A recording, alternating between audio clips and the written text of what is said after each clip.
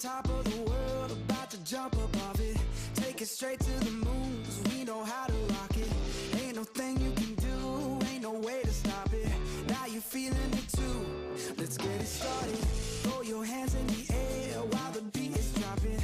Acting like you don't care when everybody's watching. Just keep whipping your hair like that, you got it. Yeah, you're feeling it too, let's get it started. I'm ready, ready. Let's get it, get it. I'm ready, ready. Are you ready, ready? Let's get it started.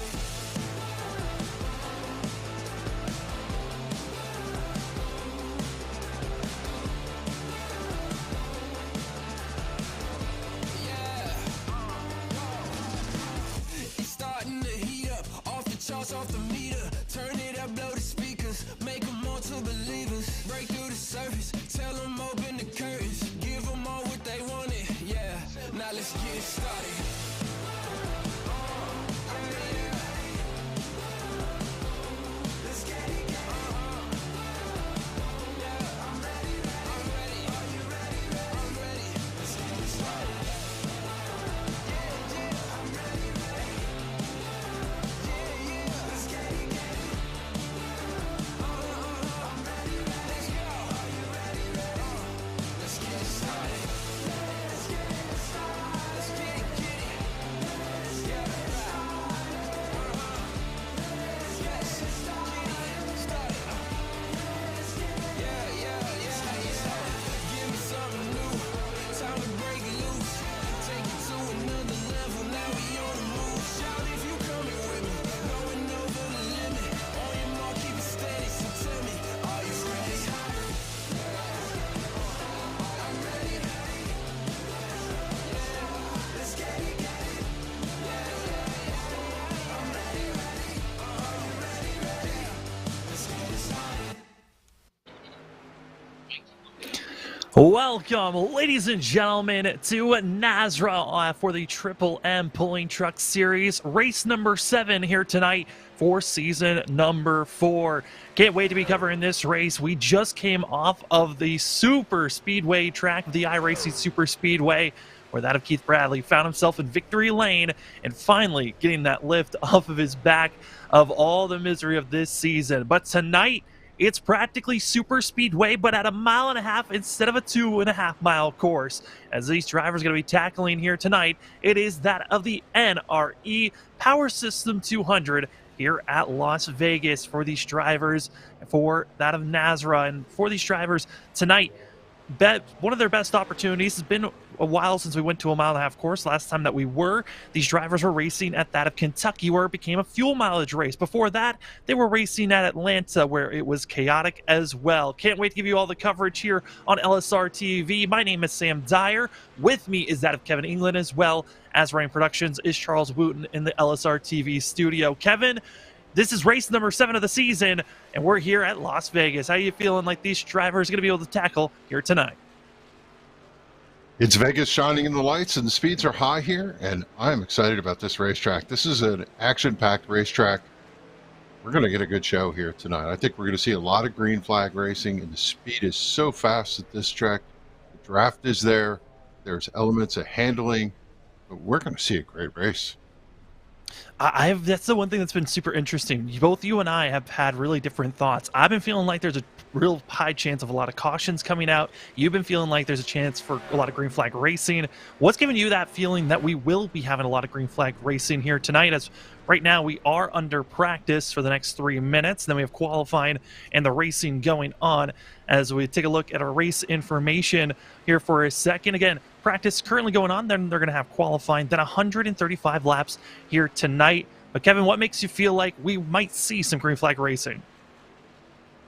So this week I've run a bunch of prelim races at this racetrack. I've run Xfinity, I've run late model, I've run trucks, I've run NIS, and I feel like it's an easy racetrack to drive. You're doing really high speeds, as I said in the opening here, but the truck is stuck. I mean, you know, there's times when you can almost run wide open. The truck's not out of control here.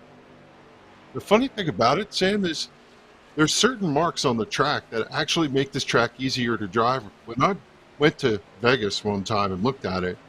They run this course backwards with the exotic cars, and there's little white dashes all over. And I hesitate to say this, but sometimes those dashes on these racetracks give you the cues where you turn in. It just, I don't know, it helps aid in finding your line here. And I think drivers really do not struggle getting around this racetrack. Now, are they going to be close quarters? Are they going to be up on the wheel? Are they going to tighten up later in the race? Sure. But I think this type of racetrack with the speed and ease to drive lends itself to some green flag runs. We'll see whose prediction comes true. It's hard to say. I mean, of the 2.5-mile courses that we've ran already, Atlanta and Kentucky, which one are you feeling like kind of is the closer of the two that resembles Las Vegas, or do you feel like it's something completely different for these drivers that they're going to be tackling? Yeah, there's a certain resemblance to Kentucky when you're trying to get the truck up off the corner and let it eat, so to speak, come up off with all the speed to carry to the front straightaway. The run into the corner at Kentucky is very similar here. You know, one of the things about this racetrack that's a little bit different, when you turn into turn one, there's a series of bumps going in there, and drivers try to figure out what they can do to get through those bumps and not get the truck unsettled. A lot of times, if you just ease out of the throttle a little bit, the truck will ride through the bumps, and then you can get on, and it helps the truck cut. A little similar to the way you drive Kentucky, but of course, they're totally two different racetracks. You're going to run whatever the truck gives you in the corner here, meaning especially coming off the corner, you want to get as much speed as possible because you got to carry that speed down the backstretch to make your passes. Utilizing that as well as the draft could be a factor. Another factor to watch out for is going to be the track temp. Going to be pretty stable for most of the night as the ambient temperature is that of 70 degrees, and also going to be having the track temp at 72. But it's that wind that could be a factor for these drivers, kind of tossing the rear ends around. It has climbed up to 15, 16 miles per hour, and it's dropped down to just 10. But that's a 5 miles per hour wiggle room of wind on top of a very cool track. It should be a good sense for these drivers to have some good racing here as the flagman waves the checkered flag. Practice is concluding, which is bringing us to that of qualifying. And if we talk about qualifying, there's one driver that's been dominating, and that's going to be Ted Wade, who's still looking to find himself into victory lane. Yeah, Ted Wade with 3 poles on the season. The only other ones that have picked up a pole here are Keith Bradley with 1 and Matt Rudder, who I don't believe is joining us here tonight. So we'll see whether or not Keith can score number 4. These drivers, they want to be in that top 6. The way the design is for this racetrack, those first 6 boxes both give you the best exit to pit road and also allow you to have that sight line where you can stomp the gas and not go over the speed limit to the breakaway line there coming out of pits. So top qualifying here is important at this racetrack. And for these drivers, their goal, get up to speed, and that's what we're seeing from the one. Going to be all the way on the high line. This is Jason Morales going to be giving us a launch into the warm-up lap. Again, these drivers get 10 minutes. They're aiming to get the pole award, which is that of the Blanchard Towing pole award here tonight. If the one's going to stay high, and this is a unique way to start out, but Kevin, we've seen this in other, bigger tracks. You try to pick up that momentum. It looks like that's what the one's going for here. Yeah, qualifying's an art to itself. Some drivers believe that this first lap, the throwaway lap, and also the first lap in qualifying, you can let the truck be out. You're going to let the truck gather speed. You're going to warm up those tires. And then you're going to hammer it down into the corner when it's got the grip into turn number 1. You'll cut that white line right as we see Jason doing. Run it hard up off the corner. Try not to scrub the tires and scrub off speed. And then repeat all the way down here in turn number 3. As you can see, that first lap for the one, going to be a half a second off of that of Dan Hagan, who's going to be top of the board currently. But here comes the one of Morales out of the corner, going to be trying to best the time. As Ted Wade also going to be on his last time, the driver, like we noted on, the most poles coming into this evening. We'll see if the two, who's going with a very similar strategy as everyone else, currently down below and looking for that extra speed. Look at that paint scheme. It makes me want to go get a light beer. That thing is cool as could be. Yeah, I mean, the chrome off of that sucker is looking good. It's so dark, though. You can only truly see it on the It side. reminds me of the Being Gray mysterious. Ghost. I mean, certainly is going to be something in the mirrors if Ted Wade is finding himself behind these drivers, which it looks like it. Not going to be the pull here tonight for the two machine. As here's Tyler Dimmer, another driver that's been very consistent. If you look at some of the averages coming into the season of the drivers that have ran all the races this season, one of the higher drivers of finishing in their best averages for themselves. It's going to be someone to watch out for this one. But he's only raced 4 times. It's going to be the 5th time for this 34 team, but coming away with an average of at least a 7.7 finish. Coming off of the pole on that first lap, going to be 4/10 off. That's a lot of time to be gaining here, Kevin. Yeah, missed the one corner there, and he's a little high up in that corner. You really almost have to paint the white line here in order to get a fast lap in these trucks. Down onto the apron and across the line, we're going to see where the 34 lies. Going to be coming up shy in less than 1,000. I mean, less than a tenth, I should say, off of our leader, but only going to be 11th on the board for that of Tyler Dittmer. But Dittmer, not known for the best qualifying and starting positions, but it's where he finishes. As move over to Ed Osborne in the 42. We'll see how well Ed can do here going down into turn number 3 for this first lap. Yeah, while we're watching Osborne turn his first lap, you look at Kyle Hess. He pulled out. He was the first truck we showed, pulled out to the apron. Didn't like something about that qualifying setup, aborted it, went back, and retried it, and right now he has a provisional pole with a 30.85. Good corner there by Osborne. He was right down on the white line, good speed. They do about 180 miles an hour in the draft going into turn 1, and it only drops to the mid 170s. You just kind of burp the gas, so to speak, when the tires start to wear, but you can run wide open sometimes if you're brave enough. We'll see what kind of time he's going to put in. Osborne in the 42, he's going to slot in 3rd fastest. Very close, 28 thousandths of a second off. It's going to be Ed Osborne. Chris Cinnamon going to be the next driver we take a look at, as 22 drivers have already put down a time. It's about a little bit more than half the field as we're halfway through qualifying. And we've seen this throughout this season, Kevin, of drivers waiting until the very last, 3 to 2.5 minutes to get out on track, trying to see if the track will cool off any more if possible. And the drivers that are waiting, they usually can put down some decent times, as Chris Cinnamon all the way across on the high side with the Me Machine out of turn 4 of lap number 1. Let's see how much time needs to be gained for the 3, and that gap to the pole.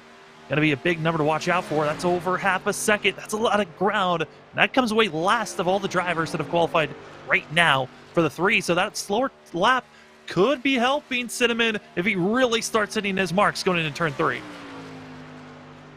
You turn down into 3 and you just don't know what the truck is going to get you. You really want to get it down to the white line, and we can see he hit that excellent.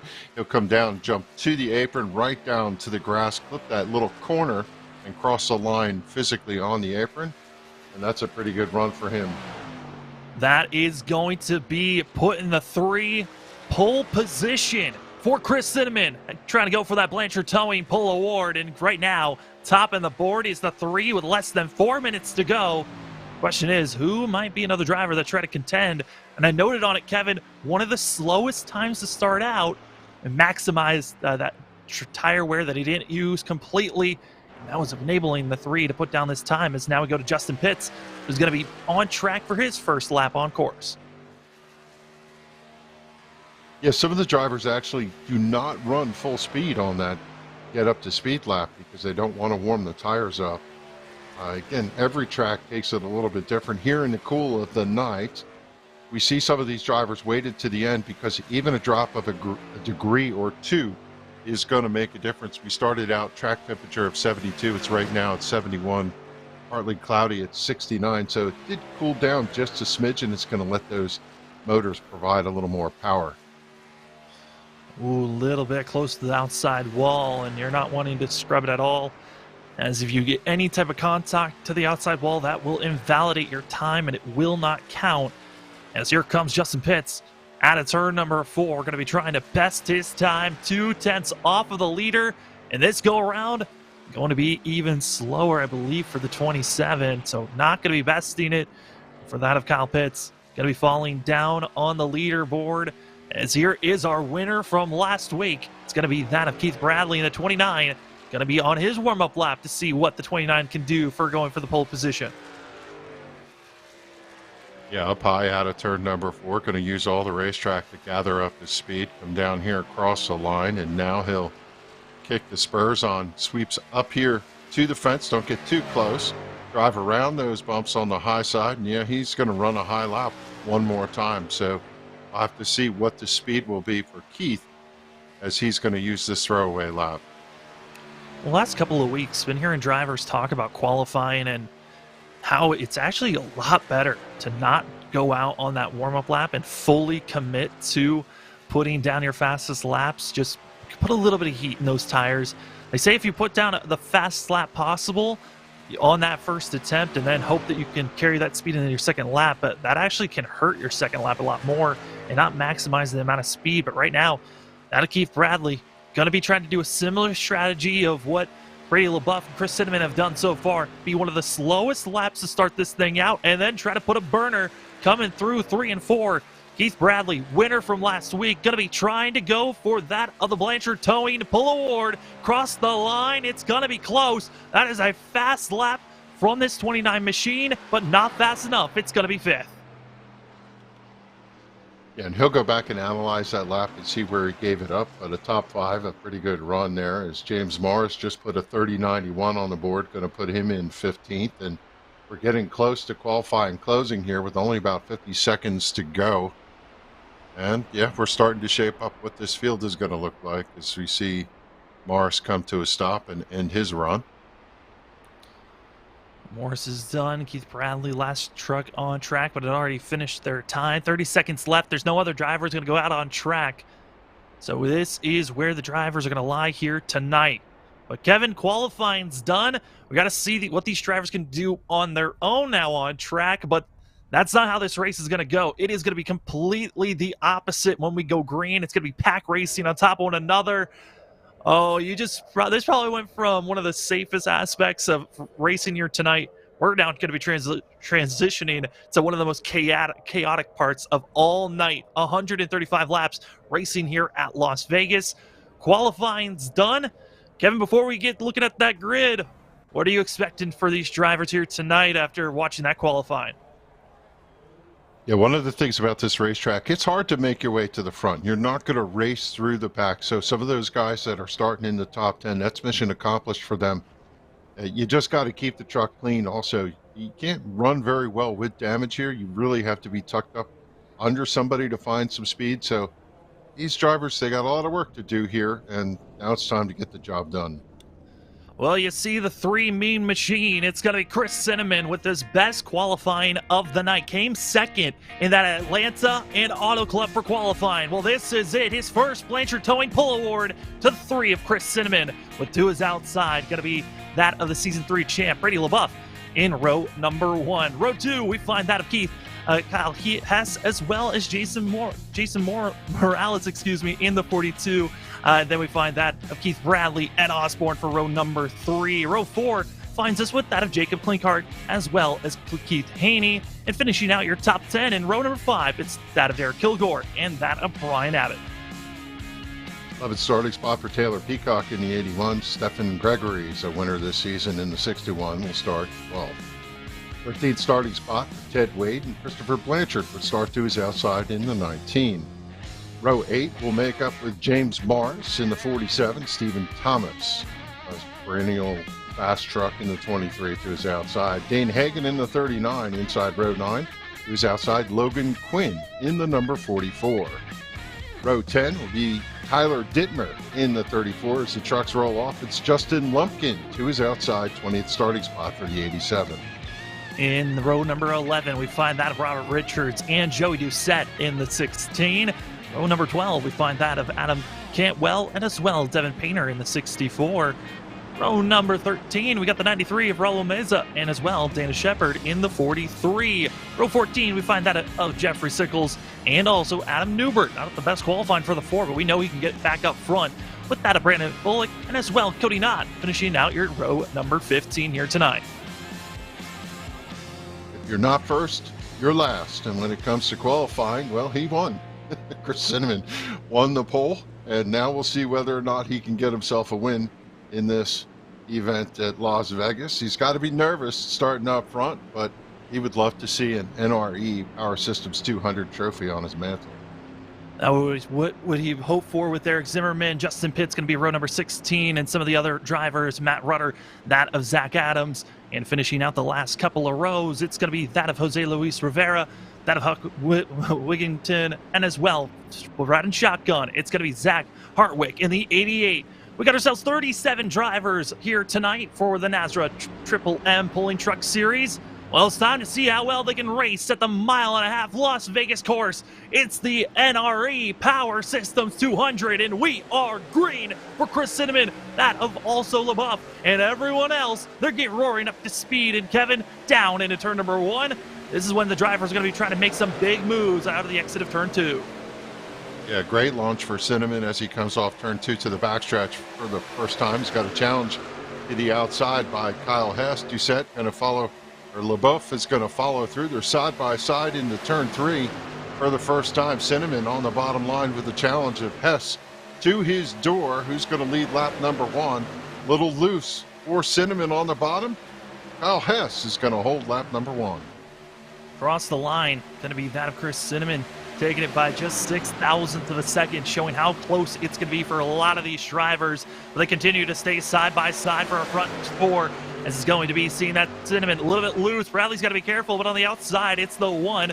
Seeing them making some moves. Excuse me, that's the 9 of LaBeouf, who's trying to make the moves on the outside. But Kyle Hess powering his way through to the lead, and out of turn 4, the jostling's going to happen all night long.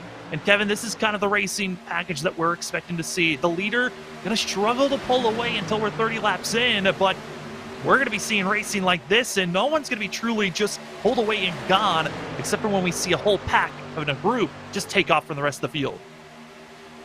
Yeah, nervous time for drivers within the field. Some of the drivers going to run wide open from the beginning. Other drivers going to lift to see if they can save that tire on turn in. You got to watch when you're turning in behind a truck that you don't run them over. You kind of figure them out. These first 4 or 5 laps where the trucks are gathered together, everybody's got to be careful. So far, so good. We see Cinnamon looking low. He wants to come back to the point, unable to do it, slides back up in the tire tracks of your leader, Hess, and I think this might be the first laps Hess has led this year.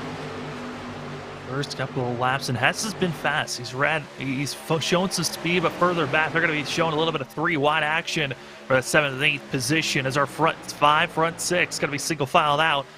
But for now, it's Kyle Hess leading the way. But the hard thing for these drivers, and something we're going to talk about, that dirty air, Kevin, that's going to be something for these drivers to struggle with.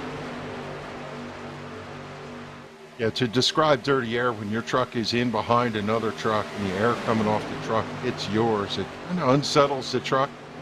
When you have all the air pushing on the front of the truck, it's kind of like the vacuum cleaner. The thing's sucked to the ground and the nose is pushed down, and you get to use every ounce of grip that you can get on those front tires. These trucks do move around a little bit. They buffet through the bumps. And, well, these guys need to be careful as they ride behind each other. And Hess 4 laps led on the year coming into tonight. Yeah, those 4 laps at Atlanta to start the season off, and he has not led since then. Best finish was 5th, but that was last week at the iRacing Super Speedway. He's been having his best finishes at the bigger tracks. Is going to be a good opportunity, but we saw the shimmying there from the 2 and the 3. That was a good showing of what the bumps on the inside, how dangerous they could be in an instant. Just one little bobble like the 2's having, and it could almost ruin the days of these drivers. They have no fast repairs. They're so close to one another. And Kevin, like you said, they're running about 180 on the front stretch. I mean, on the straightaways, and then they drop down to just 175, 174. But that speed and just one little bump can ruin your day. Yeah, especially on the exit to turn number 1 when you turn in. Sometimes the truck just floats through there and you hardly recognize them. And other times, when you bind the truck up turning in and you hit the bumps and that right front binds up some, it tends to make the truck a little nervous. The other trouble spot that we see in this racetrack, when you're low on the apron, out of turn number 4, right where the point is, where the white line turns to make the turn in for pit road, there's a bump right there. You need to be really careful that you don't catch that. It'll unsettle the truck and slide it across the racetrack. Yellow flag gonna wave, and it's gonna be trouble back at turn 3 and 4. And you see the 4 and the 44. It's gonna be Adam Newbert and Logan Quinn that are at a stalemate with one another, and this is gonna bring out our first yellow of the night. We look at our pulse poppers, instant replay. What brought out our first yellow on lap number that of 9? Well, it was the second pack, clustered up drivers. It's gonna be Quinn all the way up against the wall, but it's Newbert, also the 63, that are gonna be making the contact through the center of the corner, and more collisions later on.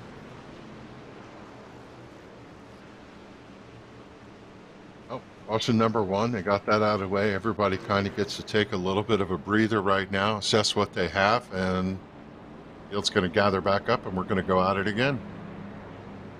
The question is, 9 laps into this race of hard racing, who wants to come in and potentially, top off with fuel? I mean, fuel's not going to be an issue, but would tires potentially be a thought in some of these drivers' mind? They've got 4 sets in pit road if needed, but we do have our 2 stages. Stage 1 going to be at the conclusion of lap 30, and as well stage 2 going to be at the conclusion of lap 60, and then we race it to the end for 135 laps. And there are some drivers coming into pit road, Kevin, but it looks like majority of them were drivers that were a part of that incident that brought out this yellow. Yeah, certainly Adam Newbert needs a little damage control there. The left rear of his truck has caved in quite a bit. The crew's going to have to bang that out. They also got to fix that area where the fuel goes in. And they got the hammers out and are prying on that number 4. No tires for the number 4. That tells you that he wanted to use as much as he could to get the damage fixed while he was in there. See the 3 driving around. What was the point there as he went past the base truck? Oh, he's just having some fun. That's all it is. Could be a factor that you didn't realize how far he needed to be. Could be one of those factors for himself. Looks like there is no official penalty for the 3. Just decided to pull ahead, and I have no idea why. It could be he needs to fix something on his rig or something, and he pulled up, stopped, and now the field will catch him as they come past him right now. He's sitting there on the apron, doing some kind of adjustment with his wheel, his sound, who knows what. Now he's down and away. He stopped, like you were saying with that. He had to stop before the start-finish line, or he would have been penalized with passing drivers. So had to wait just where he was at, and now going to be getting back in line, trying to find the position that 3 was supposed to be, and that's going to be 8th position. Do want to get a note, all the drivers that came into pit road during this caution break, going to be that of Raul Meza, Keith Haney, Justin Lumpkin, Huck Wigington, as well as Cody Knott, Adam Cantwell, Logan Quinn, and Adam Newbert, going to be those drivers that all came into pit road. Top 29 did not come in, and up front going to be Kyle Hess, Brady LaBeouf, Keith Bradley, as well as Ted Wade and Chris Cinnamon. Cinnamon able to get back up to 4th, so a little bit of a change up on where drivers are at. They're still scrambling to put each other in the right positions, but they're working it out while we're on the backstretch, and we're still, looks like they got it cleaned up. We're ready to go green.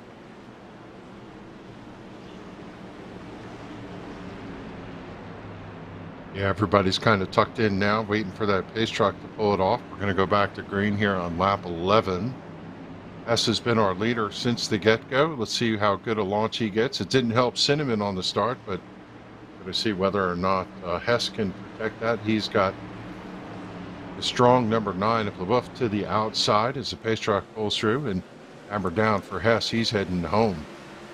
Big shout out to T. Wade for giving the thumbs up from Up Front Motorsports. Thanks, YouTube.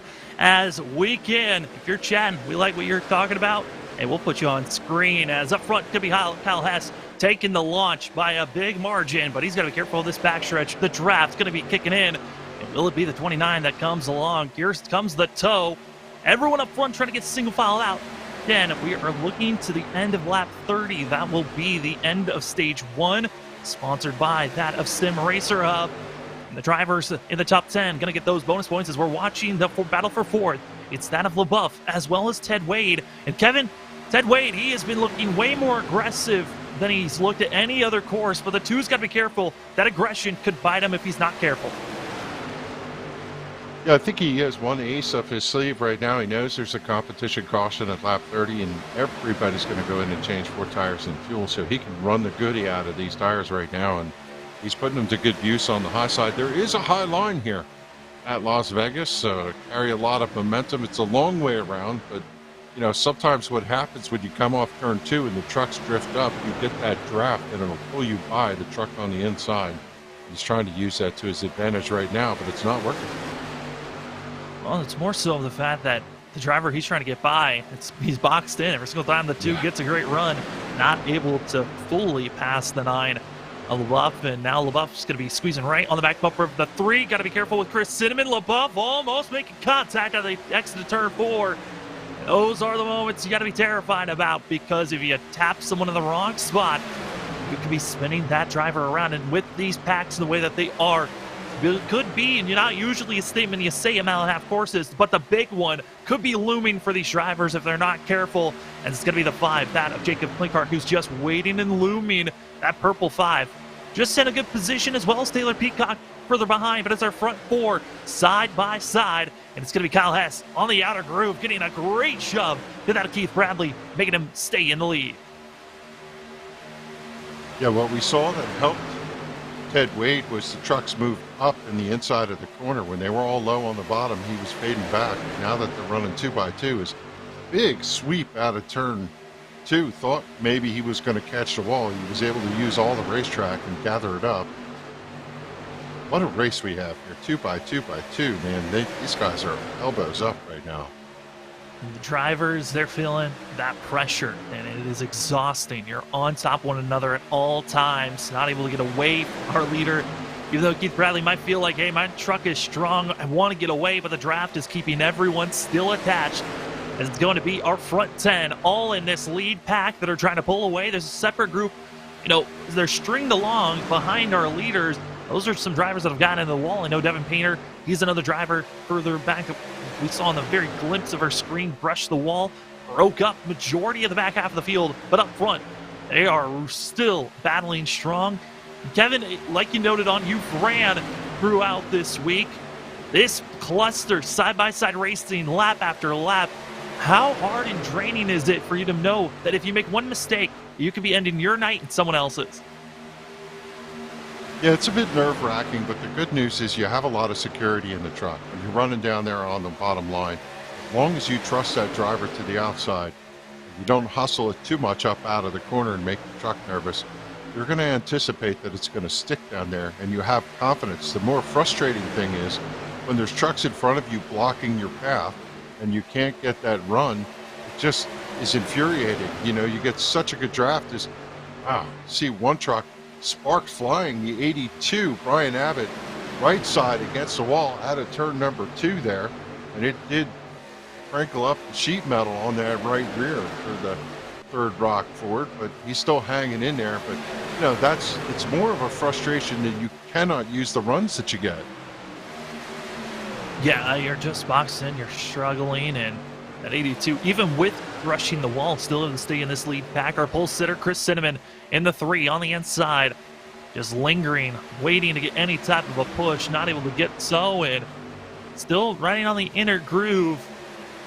And Kevin, with these drivers, I know that really tire wear isn't a factor for stage 1 or stage 2, as we're coming to 10 laps to go for stage 1's conclusion at the end of lap 30. That is when the top 10 are going to get those stage bonus points. But which lane would you pursue, would you say, is wearing the tires more if we are getting ourselves into a long green flag run later on in this race? Yeah, I feel like when they're running side by side, you're pinching the truck down on the inside and you're grinding that right front tire against the pavement here at Las Vegas. If you can run single file, meaning on your own, then you can turn the truck in, breathe the throttle a little bit, camber in the truck will make the truck turn down, and then you can gently pick up the throttle and drive it up off the corner and not wear the tire. But the inside lane is rough on the tires here when they're running side by side. You got the truck pitched down. Ooh, a little bit of a scare there. If you're wondering what it's like to be in these cars, we got the onboard of the 82 of Abbott. As you can see in front of him, you see the purple. That is a 5 of that of Jacob Kleinhardt. As well in front is the 9 of Brady LaBeouf. On our onboard cam and the battle cam, you get a sense of what's going on. And also you can see that damage on the right rear of the 82. It's just slightly crinkled up, and that damage could be a little bit hurting later on. But that's a true pinch right there by the 83 drifting up. Got to be careful of that outside wall. It's going to be Abbott and others. It once was just our top 10 that were in this lead pack. But Kevin, there's a new group that's starting to attach to this pack while Chris Cinnamon's faltering. I wonder if we're going to be seeing any of our leaders. And speaking of our leaders, drivers up front, contact for our leaders, and a mile-and-a-half issues is now taking the lead. It's going to be Taylor Peacock, but Kyle Hess and as well that of Keith Bradley both making contact. It's the 29 that gets the worst of it. They came up off the corner, and I think that comment that I made earlier about catching that little bump pushed the 86 up into the 29, and 8 wheels are better than 4, but unfortunately for Bradley, the right side of that truck pancaked it. The truck is really hammered. You can see the side panel scraped off. Heavy damage for the 29, and that of Keith Bradley, winner from last week. Luckily, he got the win at the iRacing Super Speedway, but he is falling backwards quickly, back to that 20th position now as we move back up for the drivers that are inside of our top 10, trying to stay here at least. These are the drivers that are putting on the show. All of the battling that's going on. That 42, Ed Osborne, is in that 10th place position, side by side with that who was technically in 9th is Joey Doucette. Everyone behind the 42, their goal, come in, but Kyle Hess with the damage is holding back that inner lane. That damage is going to be hurting as LaBeouf feel the hold strong on the outside.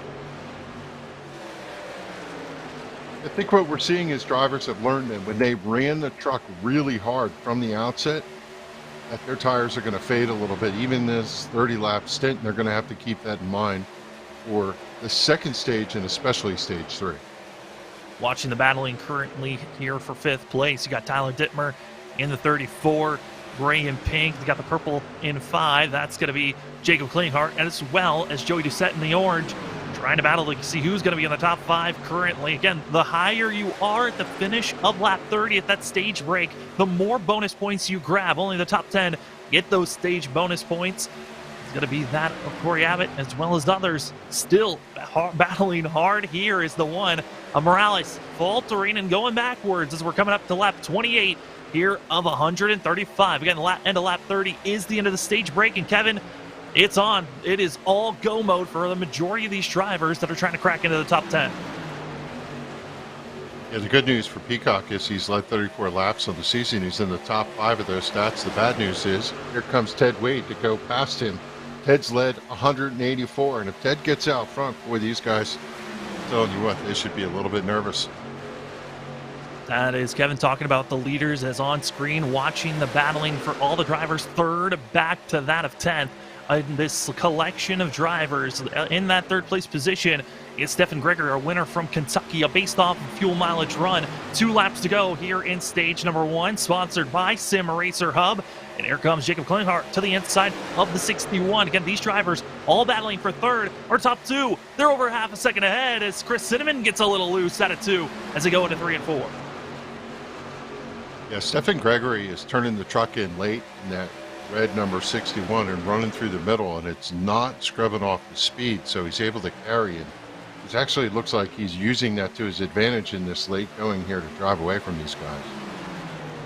And we are now officially in what you could call the white flag of stage number 1. Again, this is the battling for 3rd place. Our leaders over that of a second and a half ahead. Also, they've got a little bit of lap traffic in front of them as we're going into 3 and 4. Taylor Peacock, Ted Wade, they're gone. It's that of Stephen Gregory, Klinghart. They're all challenging to make sure they've got the best points out of turn number 4. Yellow flag waves. Stage 1 is done. And it's going to be that of Tyler Dittmer taking that 10th place position for the 34. It's going to be Stephen Thomas as well as Robert Richards, Chris Cinnamon, all missing out on those bonus points.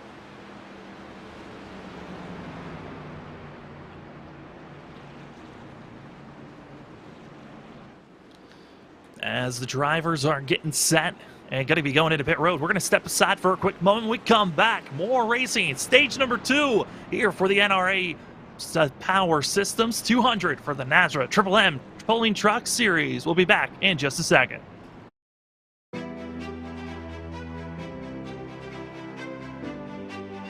for the LSRTV.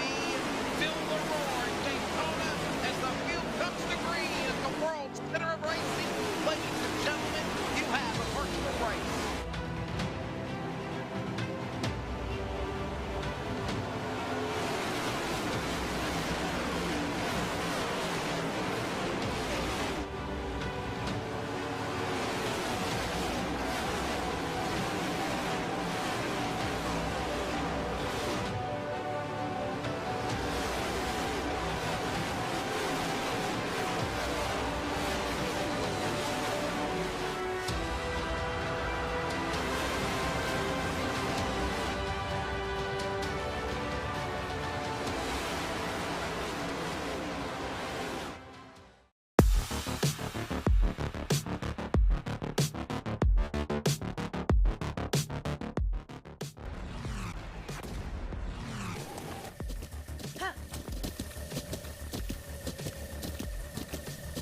With the Butt Kicker Gamer 2, what you see and what you hear is what you feel.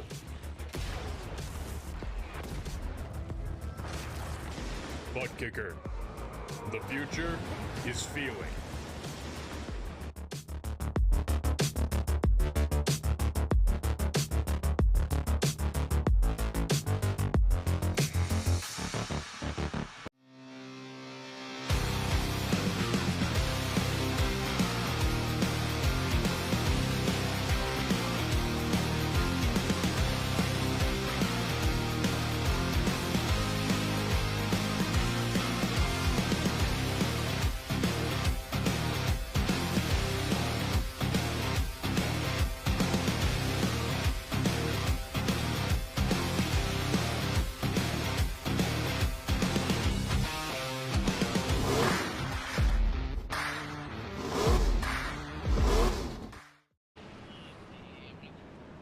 Welcome back, ladies and gentlemen, to NASRA Triple M Pulling Truck Series. Some drivers missing their pit box and have to come back into pit road. James Morris as well as Steve Thomas, both still getting service done after missing their box. So they went from being up in the top 15 to now going to be all the way back outside of the top 30.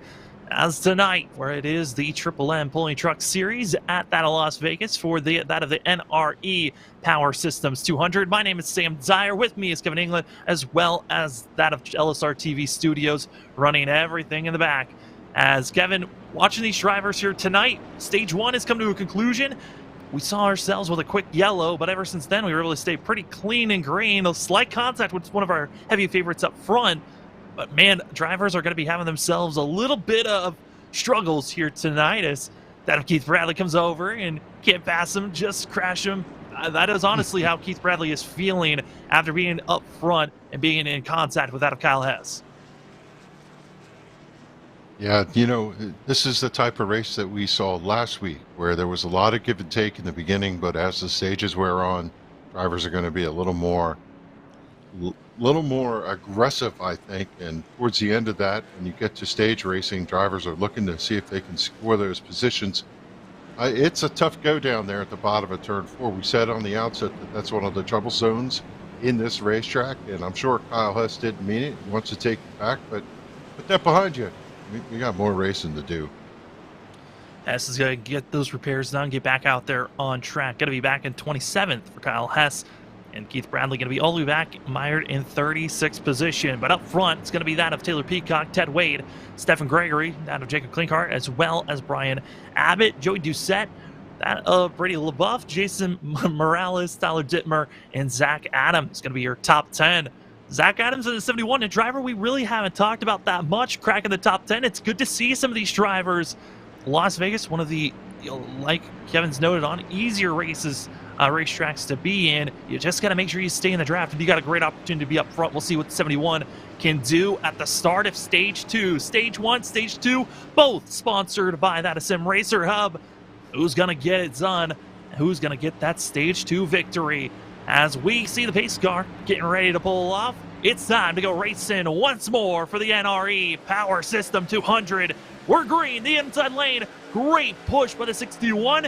And they are all in line for our top, that of 5, going into turn number 1. come up through the gears, get fully up to speed over there on the backstretch. A tap, tap, tap from Zach Adams just pounded into the back of the number 1 truck of Jason Morales. Didn't bend it in, but he was eager to go on that start up front. You see 2 wide for second. Here comes Wade on the bottom. I'll tell you what, Wade, he's got some speed in that truck. I think he just needs to get out and clean air, and he's going to show these boys a little something tonight. I mean, Ted Wade is certainly, he's taken off, but it is terrifying to watch the 2 at times. He is so aggressive in some of the moves that he's making. The 2 is on edge on every moment that we've seen. But this is when things get a little bit more frustrating for the drivers that are up front. Like you said, Ted Wade is showing speed. He's now going to have that clean air. Now he's got to defend. As down to the inside for 3rd place, it's going to be 82. Brian Abbott. Abbott's been fast, able to get some of those repairs done from after just clipping the wall. And Abbott's now found some extra speed after those repairs. Ted Wade becomes our 4th different leader here tonight. Hess on the outset led 8, led 16. Bradley led 8, and it is 8 laps for Peacock. Now Wade at charge. And I'll tell you what, Brian Abbott to the 3rd position has a pretty fast truck. I'm surprised with that spoiler sticking up the way it is out in that right rear corner, but he's holding his own, and a little nervous for the 81. Is there going to be 3 wide at the stripe? 81 comes up the block. The 82, Whoa. Abbott has to ease out of the gas. His truck gets a little nervous, and LaBeouf is going to drive through, and that opens the door for the 61, Stephen Gregory, trying to come to 3rd. Gregory just pinched the 82 with that of Taylor Peacock and almost launched Abbott into the outside wall. Luckily, the physics in motions kept everyone still pointing in the right direction, but those little fine moments is what could change and make and break a night for some of these drivers as they continue to race on. But the side-by-side racing and these dashing moves, Abbott wants to go down low as quick as possible. You've also going to be seeing the 5, Clickhart, going to be keeping themselves in check. When they go extremely wide, you feel a little bit more comfortable. They're giving each other space. It's when they're pinching and that outside lane is just giving no space for that driver that is close to the white line to breathe.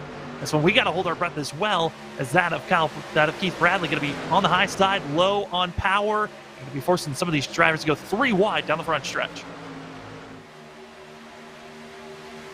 2 by 2 by 2 by 2 going through there as everybody's kind of stacked up here. And nervous moment. There goes Taylor Peacock into the wall. Like I said, those little small little moments of just a clip, it could just launch a driver, and it's Taylor Peacock that gets the worst of it. 81 going into the outside wall, and now going to be slow and coming down low, giving a block to the 27 for that of Justin Pitts. Not loving that type of an incident to slow down the momentum of the 27, who's going to go down low and try to find that extra speed. But this now is going to be given an opportunity for the drivers that are up front. That's another one of our favorites that had a lot of speed, getting into trouble. But now the drivers up front, now it's going to be a revolving door. Who can stay up front and keep their trucks clean? It's going to be the driver that can find themselves into victory lane as it's side by side for 2nd place. It's Brady LaBeouf and Stephen Gregory, and then behind them, you got that of Morales Abbott keeping it close as well. As I watch this race, Sam, what I think we're going to see is a dynamic race as we come to the end of the stage. Some of these drivers are running pretty hard here. They're wearing out their tires. And I expect, even with 30 more laps in this stint, that they're going to fade. The one who's got the best run right now is Wade out front because he can pick and choose his line. Boy, he's under a lot of pressure, and I bet he's running that truck pretty hard. And he's really putting a block on every lane that he can. As take a look here as we got that Mesco Washington in the house. It's great to see everyone and where you're at. If you want to be shouting out where you're watching us from, you're on LSRTV on a Friday night, and you put it in the chat. Where are you at? As up front, Ted Wade, he's got a handful. The 61 Stephen Gregory, winner from that of Kentucky, the last mile-and-a-half racetrack just a few weeks ago. 61, he won that based off of fuel strategy. Well, he wants to do it with muscle and skill and speed here tonight. 43 laps in, again, stage 2, end of lap 60 is when that stage break's going to come out. Top 10 looking for those bonus points. Right now, 61 going for the lead, going for the pass, and he's doing a great job here, Kevin. Gregory to the point. Yeah, Gregory's been hunting all night long, wanted to show his muscle, and there it is. He's out front and driving away just a little bit, actually. I'm surprised as Wade has had a strong truck. That's a pretty good power move to show these guys he's got a little something for him here tonight. When you have the grip right now, you can make these moves. But the big thing also is we saw the drivers when they were about 20 laps into a run, the drivers that were being extremely aggressive, like we're seeing from the two of Ted Wade and Stephen Gregory, they started to fade back when we were hitting those final 10 laps of the sprint coming to the end of the stages. So when we get to lap 50 to 53, these drivers up front, they got to be concerned for everyone else that's running back in that of 13th to 18th. They might come with a little bit of extra speed and might try to run down these leaders and could be somewhat a challenge as Gregory, Ted Wade, Brady LaBeouf, they're trying to pull away from Abbott and that of Morales and everyone else that's attached to this top 10. Well, it looks like everybody in this top 10 has a little bit of Johnny Hustle in them right now. Everybody is just taking whatever they can, and it's one of those things where in this truck, when you come up off the corner out of turn 2 and you get a run, you want to take advantage of it. If you can find a lane, a space, even an inch on this racetrack to get down underneath somebody, you're going to try and take that. Trying to find any speed possible as Stephen Gregory playing a little peekaboo, and that's terrifying for the two. As coming through turns 1 and 2, it's going to be finding ourselves. Stephen Gregory taking the point, and I think if anything, Ted Wade didn't know where the 61 went, would rather have backed out instead of seeing either one of them make contact.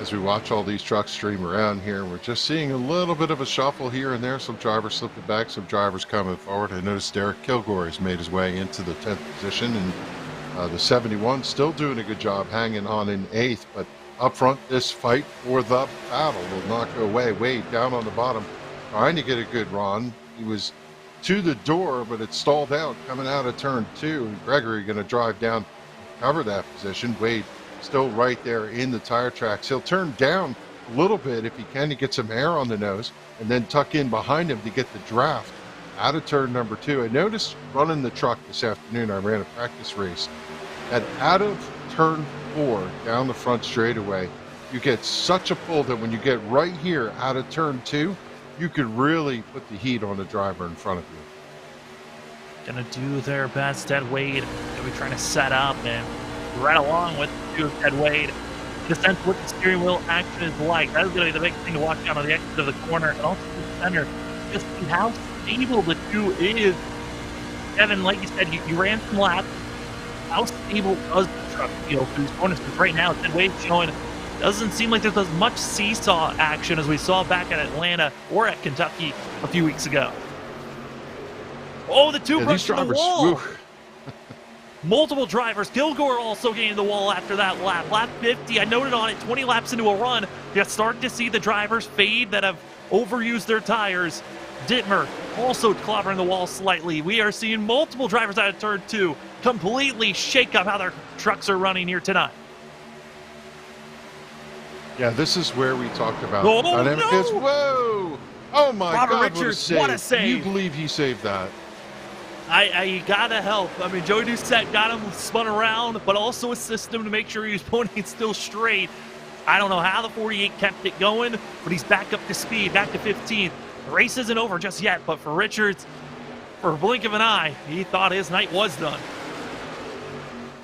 There's a dynamic in these trucks when you turn the truck sideways. They have such a flat panel on them that sometimes they'll come back true, but he was, what, 60, 70% sideways? You generally don't come back from that. Great job by Richards in getting that truck sorted out.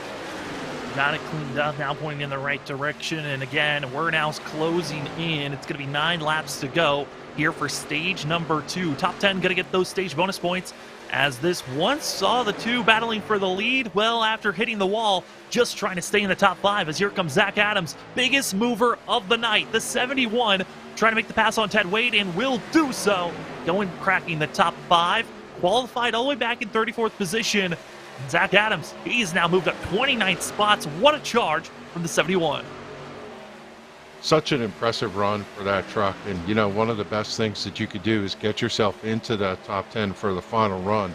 If you get through that second stage and we go green all the way around, it's really difficult to come from that deep in the field. That's what makes this run all the more impressive. Outstanding run for Zach Adams here in that 71. Zach Adams going to be in 5th place currently, but drivers even behind and in front of him, excuse me, going to be, it's really just all in this top 10, keeping it close. Currently, right now, it's the 16 of Joey Doucette and the 3 of Chris Cinnamon. Whoever is leading between those two is in the top 10. Everyone else ahead of them are inside and are looking for those bonus points as we're coming across the line here. Going to be putting these drivers with 6 laps to go. And Kevin, it's right back to where we were at the end of stage 1, where drivers are getting, really those that were saving their tires for the long run, they're starting to move forward. Those that were too aggressive in the early going are starting to fade back. Yeah, and the good news for our leader out front is Gregory finally has a little breathing room. He can run the truck as much as he wants out there in the line that he wants. But yeah, I tell you, there's no rest for the weary out here for these guys out back. You can see they're running side by side and still clawing for every inch of the racetrack. You saw the 44. That's going to be Logan Quinn, who's at this point just running laps, hoping for someone to wreck out. And if anyone might do it, it might be the drivers that are forced up to the high line, as got to be careful for those drivers. That's going to be Justin Lumpkin. I believe that might have brushed the wall in the entry of turn 1. Certainly he's going to be trying to drive as clean as possible. And all these drivers that are up front, we're seeing those with some war wombs, excuse me, that really are hoping that they can survive the night. Going to be 56, coming up to 57 laps in. And end of lap 60 is when the stage break's going to crack for these drivers. Only the top 10 to get those bonus points. Right now, it's going to be that of Brandon Bullock in the 17 that is in that final position, as these drivers that we're watching battling. This is for that of 12th, 13th, and 14th, behind that of the 87 of Justin Lumpkin. Lumpkin had a strong season. Race after race, he just continues to prove that he's got what it takes. He's putting in good laps. He's running up top. He's being consistent. He's not crashing a lot. And I think as the season wears on, you're going to see him show up more and more. Lumpkin now going to be going after that of Justin Klinkart. But we move back and see some of the drivers that are up front. Stephen Gregory, Brady LaBeouf. They once were battling Ted Wade for the lead. Well, now it's just between them, and it seems like both drivers recognizing we don't have to race too hard. 2 drivers that have already won this season, and bonus points are just nice to continue to grab as we're coming up to 2 laps to go here for stage number 2. But I got to say, for the driver that's in 3rd place, biggest surprise for a lot of us, that is going to be Brian Abbott, who's running in that 3rd place for the 82. That was one of the first drivers that got into the outside wall, but it's still running well. But for our front 2 right now, Kevin, Brady LaBeouf's going to have a couple of opportunities here, and it looks like he's trying to set up for the pass, the 9. Thought about diving it low. Not going to be attacking this go-around, as he's got one more lap before stage 2 is done. You have to wonder if he spent those last couple laps trying to learn what he could do to get this position. It's going to be pretty tough to wrestle that away from Stephen Gregory, but I think he's game to give it a try. He peaked low, but Gregory's going to cover the lane. Just so hard to execute a pass here when the guy in front of you's got it going on. I mean, for the leader, all he needs to do is figure out what lane you've been running and put that back bumper to where your front bumper is going to go, and that dirty air is going to clog up the 9. No opportunity. He's going to try to throw it to the high line to get any type of run. Blocked by the 61. Stephen Gregory, winner, stage number 2. The yellow flag waves, and those that are in the top 10, it's Justin Lumpkin, able to crack in, making the pass late on that of Brandon Bullock to come away with that final bonus point of the night. Other 10 drivers going to be getting the win. Stephen Gregory, Brady LaBeouf, that of Brian Abbott, with that of Tyler Dittmer, Zach Adams, that of Keith Haney, Ted Wade, Dana Shepard, Chris Cinnamon, and finishing out your top 10 going to be that of Justin Lumpkin for these drivers. This stage break and caution, that's going to help out if you're a fan of Adam Newbert. He's the first truck 1 lap down. He'll be the lucky dog. The left end left back end still stoved in, but you know, he was running right there in the mix with that top 5 and holding pace. So let's see if he can get that truck back in and get a respectable finish out of it. Well, we've been seeing different sponsors for our commercial breaks. Well, for this break, we're going to actually go from racing action here at Las Vegas and take a look at some other racing that's going on. From Race on Texas, they got some dirt track racing at the heart of Texas Speedway. And then again, raceontexas.com. If you'd like to get more information, go to raceontexas.com. They've got a lot of racing going on this week. This is a live look-in of racing that's going on currently. It's that of time trials as a new cycle of drivers coming into pit, coming out on surface to go racing for a bit, as we're seeing drivers on our right, coming into pit road to get service done. Yeah, leader Gregory brings in the field as everybody goes down into the toe. Gregory going to turn left, and he's being shadowed by LaBeouf. As I love watching straight stock racing on live. You know, there's nothing like being at the track on a Saturday night and watching these guys get around one of these speedways. And, you know, if you can't be sim racing, go to do the real thing. That's where we spend our summer nights, all around the Northeast racing. And it's cool to watch straight stock racing live. It's incredible. And again, if you'd like to see more racing action, this is a live footage that's being shown on Race on Texas. Thanks for partnering us up with us here at LSRTV. Now, after tonight's race here for the NASRA Triple M Pulling Truck Series, you can go watch these guys running some dirt, as when we're done, they're going to be getting ready for their featured races and doing more heat action, and as well, more racing throughout the weekend on Race on Texas. For the right racing, though, drivers got out of pit road, and it looking like the majority of the drivers weren't caught with too many issues here, Kevin, as it's going to be up front. Expecting that to be Brady LaBeouf taking the lead position, as Joey Doucette pulled away and had to come into pit road after a late charge, and officially want to be calling this our first official DNF. Kyle Hess and the 86 is calling it a night.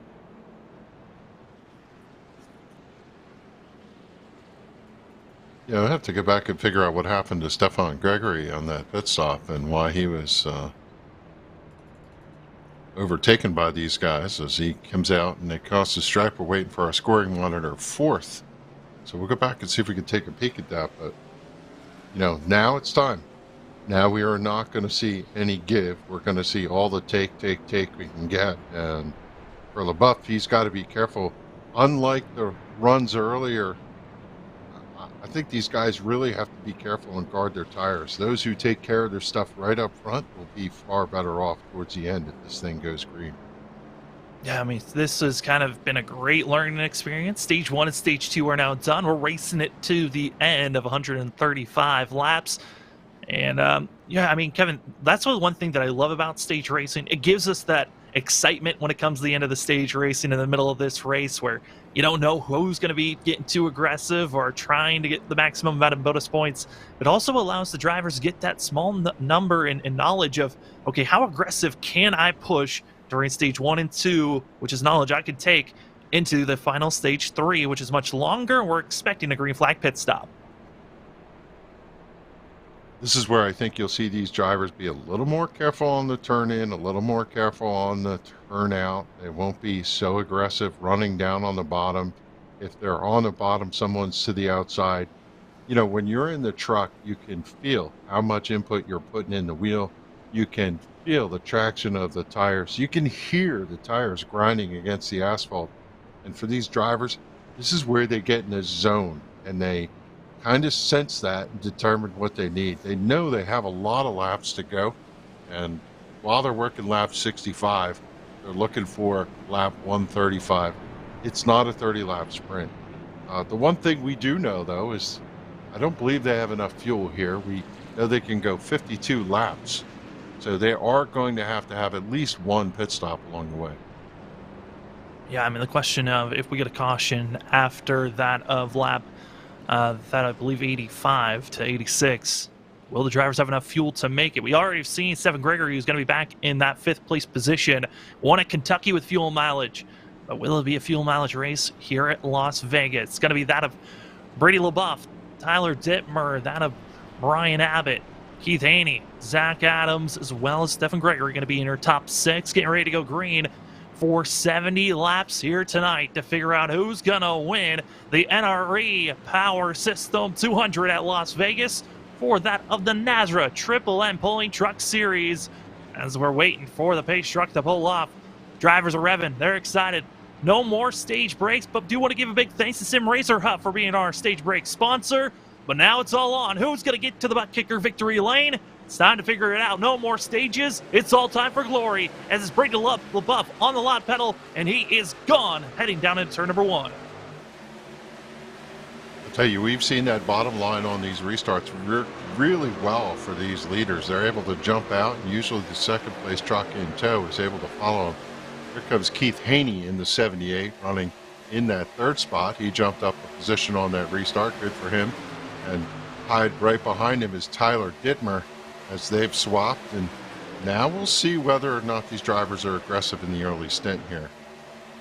Yeah, that's going to be the key thing. Who wants to get too aggressive?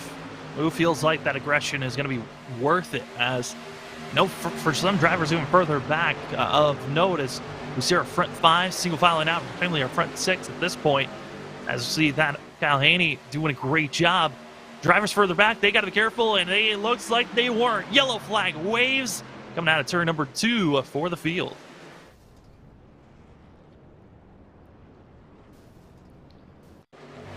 Going to be seeing that of Christopher Blanchard in the 19, Osborne, Cody Knott. We're going to see here from the 19's point of view, this is Christopher Blanchard, and in front of him, you see Haney. You see that of Freddie LaBeouf going to be lingering low. What brought it out? And it looks like it was already wrecking in front of them. 88 locks it down, and driver's not able to slow up. And Cody Knott, late contact once again. And we take another look at what happened here. Got the 88 looking a little bit wobbly. Might have happened even further ahead of them as so here we go. It's going to be on the entry of turn 1 and 2 and on the exit of turn 2 when this accident truly strikes. And Kevin, such an awkward spot for these drivers to bring out a yellow. You see the 4, everyone getting slow and low. And after that, hard contact for the 26, who was just not wanting to see that wreck. That's the 42, I believe, was ahead of him. I'm going to read a little body English into that. Somebody got in the wall up there. That's what I think happened, and this is the drivers checking up. So in the aftermath, what happened here? There you go. Oh, yeah, that was the 42 right into the wall and nowhere to go. The big one, the amount of drivers who were involved with this, I think we could categorize it as that. Might not ruin, completely take out a lot of drivers from the race. They'll still be able to run, but racing for a win for some of those drivers, it is, call it a night unless we see some of our front runners just wipe everyone out as we have another yellow out here tonight. Kevin, I mean, one of those things, drivers are on cold tires and going into the corners, you easily can make those types of mistakes if you're not prepared for getting yourself into those situations. Yeah, they're doing 170 plus miles an hour in the corner. Their truck is running right on the razor edge, and if it just slips and you can't catch it, you're going to see that incident. And you could tell something happened. It almost looked like a horror movie. As quickly as everybody jumped out and fled, you knew something big happened in front of them. And unfortunately, carrying that kind of speed off the corner, it's hard to get these trucks slowed up. When you're coming off the corner and you stomp on the brakes, the truck's going to go out to the right. Everybody just unable to turn down underneath it. Ed Osborne, the driver that was the catalyst of all of this, yellow coming out, just came over the radio apologizing, overcorrection, and feeling sorry, giving it to the field, saying sorry for this wreck. And there's some drivers still with some hurt feelings. Cody Knott, after 2 weeks of feeling like just trying to run in the back, he stays clean as possible, then gets caught up in a mess. That 26 machine is quite frustrated here tonight, and I would imagine that frustration is going to continue moving forward. But Kevin, I got to say, this schedule has been so unique on all the different tracks continue to change. Next week, it changes once more. We're going road course racing again. We're going to the Indianapolis road course for these drivers to see, hey, who can conquer and who feels a little bit more comfortable on a road course that doesn't have elevation. It's a lot more on the flat aspect. It means you got to focus on those brakes a little bit more. Yeah, the mix of tracks all the way through to April is really cool. We're going to go to Big Texas. We're going to go to Massive Talladega. We're going to go to Nashville Fairgrounds, which is a elbows up bull ring. You got Indy. You got Daytona back to a plate track, and you go from Daytona's 2.5 miles to Bristol Motor Speedway, high banking, short track racing. I just love, and we've said this every week, the mix of tracks they picked for this season 4 run is just outstanding. And the goal is get in the top 16 of points so you have a chance, an opportunity to race for a championship. We already got a couple of drivers that are confident, locked in, and are going to be moving forward with wins here this season. Keith Bradley, who won last week. Stephen Gregory, that won at Kentucky. Brady LaBeouf, who has also won, with also Blake Lothan, that has found his way into victory lane. Those are your 4 drivers that are already locked in, ready for the playoff racing action. Who's going to join them? That's going to be the key factor. You can get a win and you're in, or you just race it based off of points. And with 16 spots, 14 races in the regular season, we knew that there were going to be drivers that had to point their way in, and that means the drama of staying consistent is always going to be looming for these drivers. Pace car lights are off. We're getting ready to go. It's Brady LaBeouf, then Brian Abbott, Keith Haney, Tyler Dittmer, as well as Stephen Gregory going to be your top 5. Getting ready to go green here. And Kevin, another quick yellow, cool down, but they're still on pretty fresh tires. What are you expecting here on that aggression level? Yeah, honestly, I think some of these guys up front like this. You know, when you run the truck a little bit hard, you heat those tires up, and then you get a cool down cycle. It resets them a little bit. You get a little more grip on the get-go, and you get a more life out of the tire, and you're further closer to the finish of this thing. So for up front, there's nothing to lose here, and now you can hammer down again one more time. Up front again, Keith Bradley, Abbott. We're finding ourselves going to be about 14 to 13 laps away from when these drivers are going to be inside the window to potentially make their final pit stop. On the loud pedals, the 9. Little bit of wheel spin back for Gregory and others on the inside lane. But it's the 9 that gets the better launch heading into turn number 1. It's going to be the 9 of LaBeouf.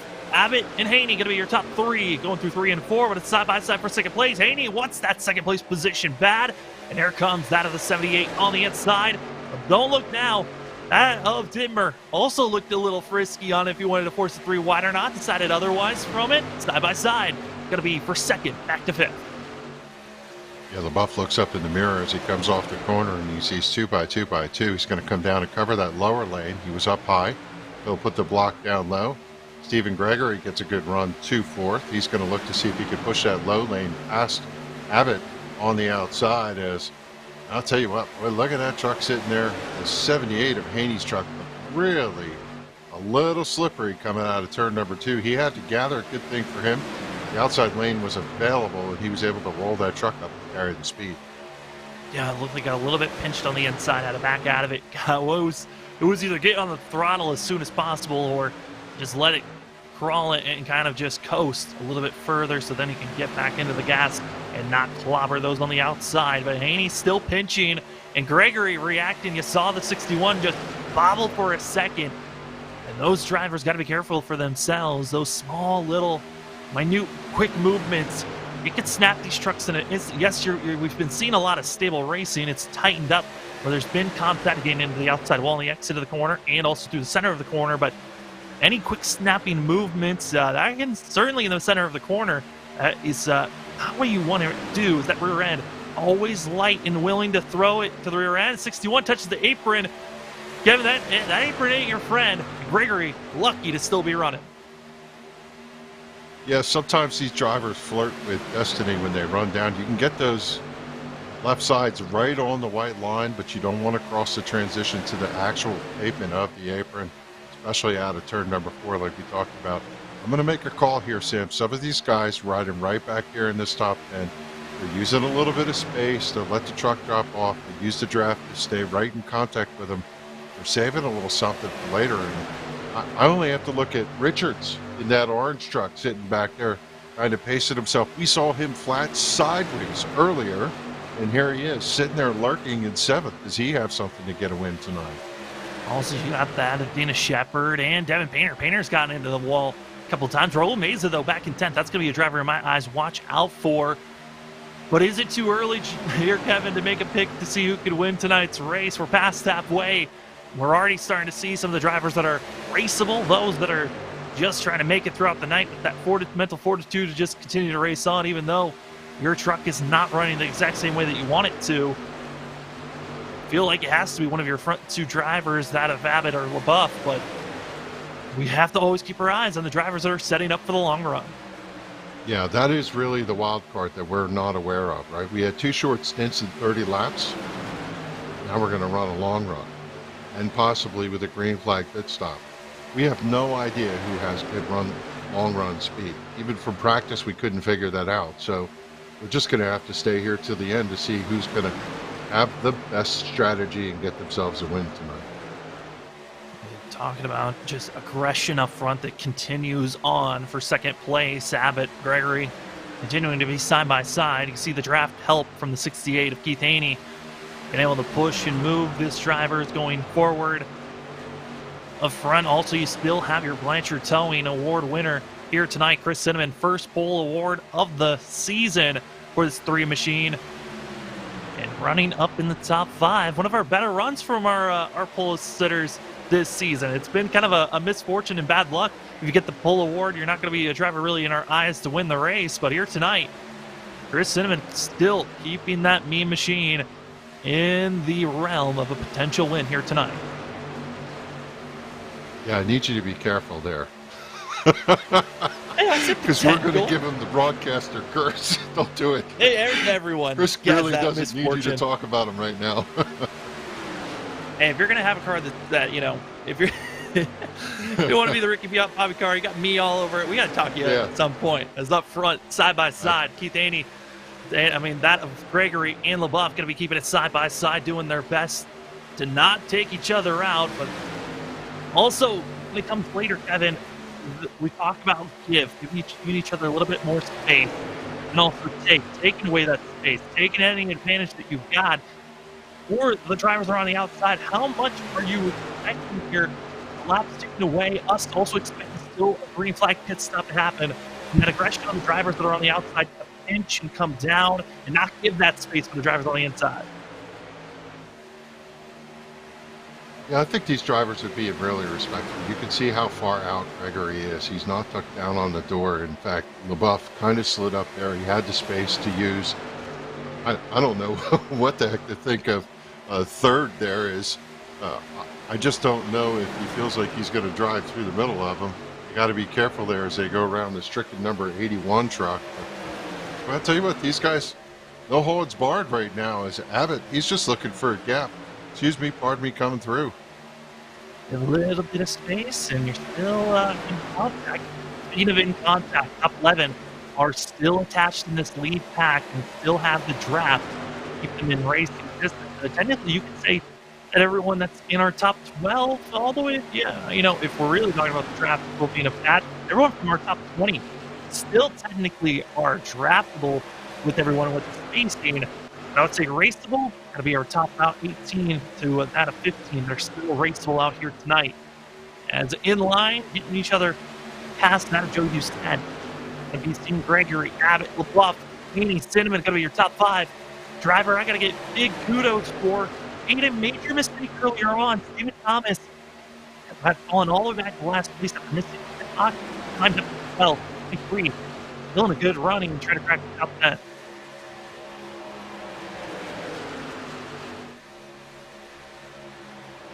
It almost seems therapeutic to just listen to the whine of the motors as these guys go around here. You kind of hear them easing off the throttle on the entry to the corner. Let the truck coast down. Once it starts to turn, drive it off as much as you can. One of the things you learn at this racetrack is not to stab the throttle.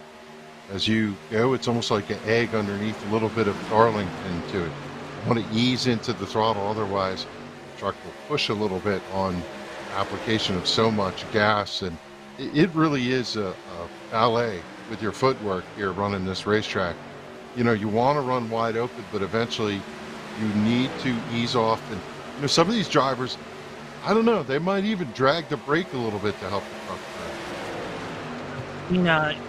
Driving in the current Gen Cup car, formerly was the next Gen 7 for the Cup car. See a lot of drivers tapping the brakes slightly into the corners here for the trucks. The later the run goes on, the more you work on that brake bias is one of the things that these drivers can mess with here in a fixed setup league, which allows you to change how much the pressure is on the front tires or the rear tires. These drivers could be, adjusting that just slightly to make sure that they got, not fully jabbing on the brakes, just enough for themselves.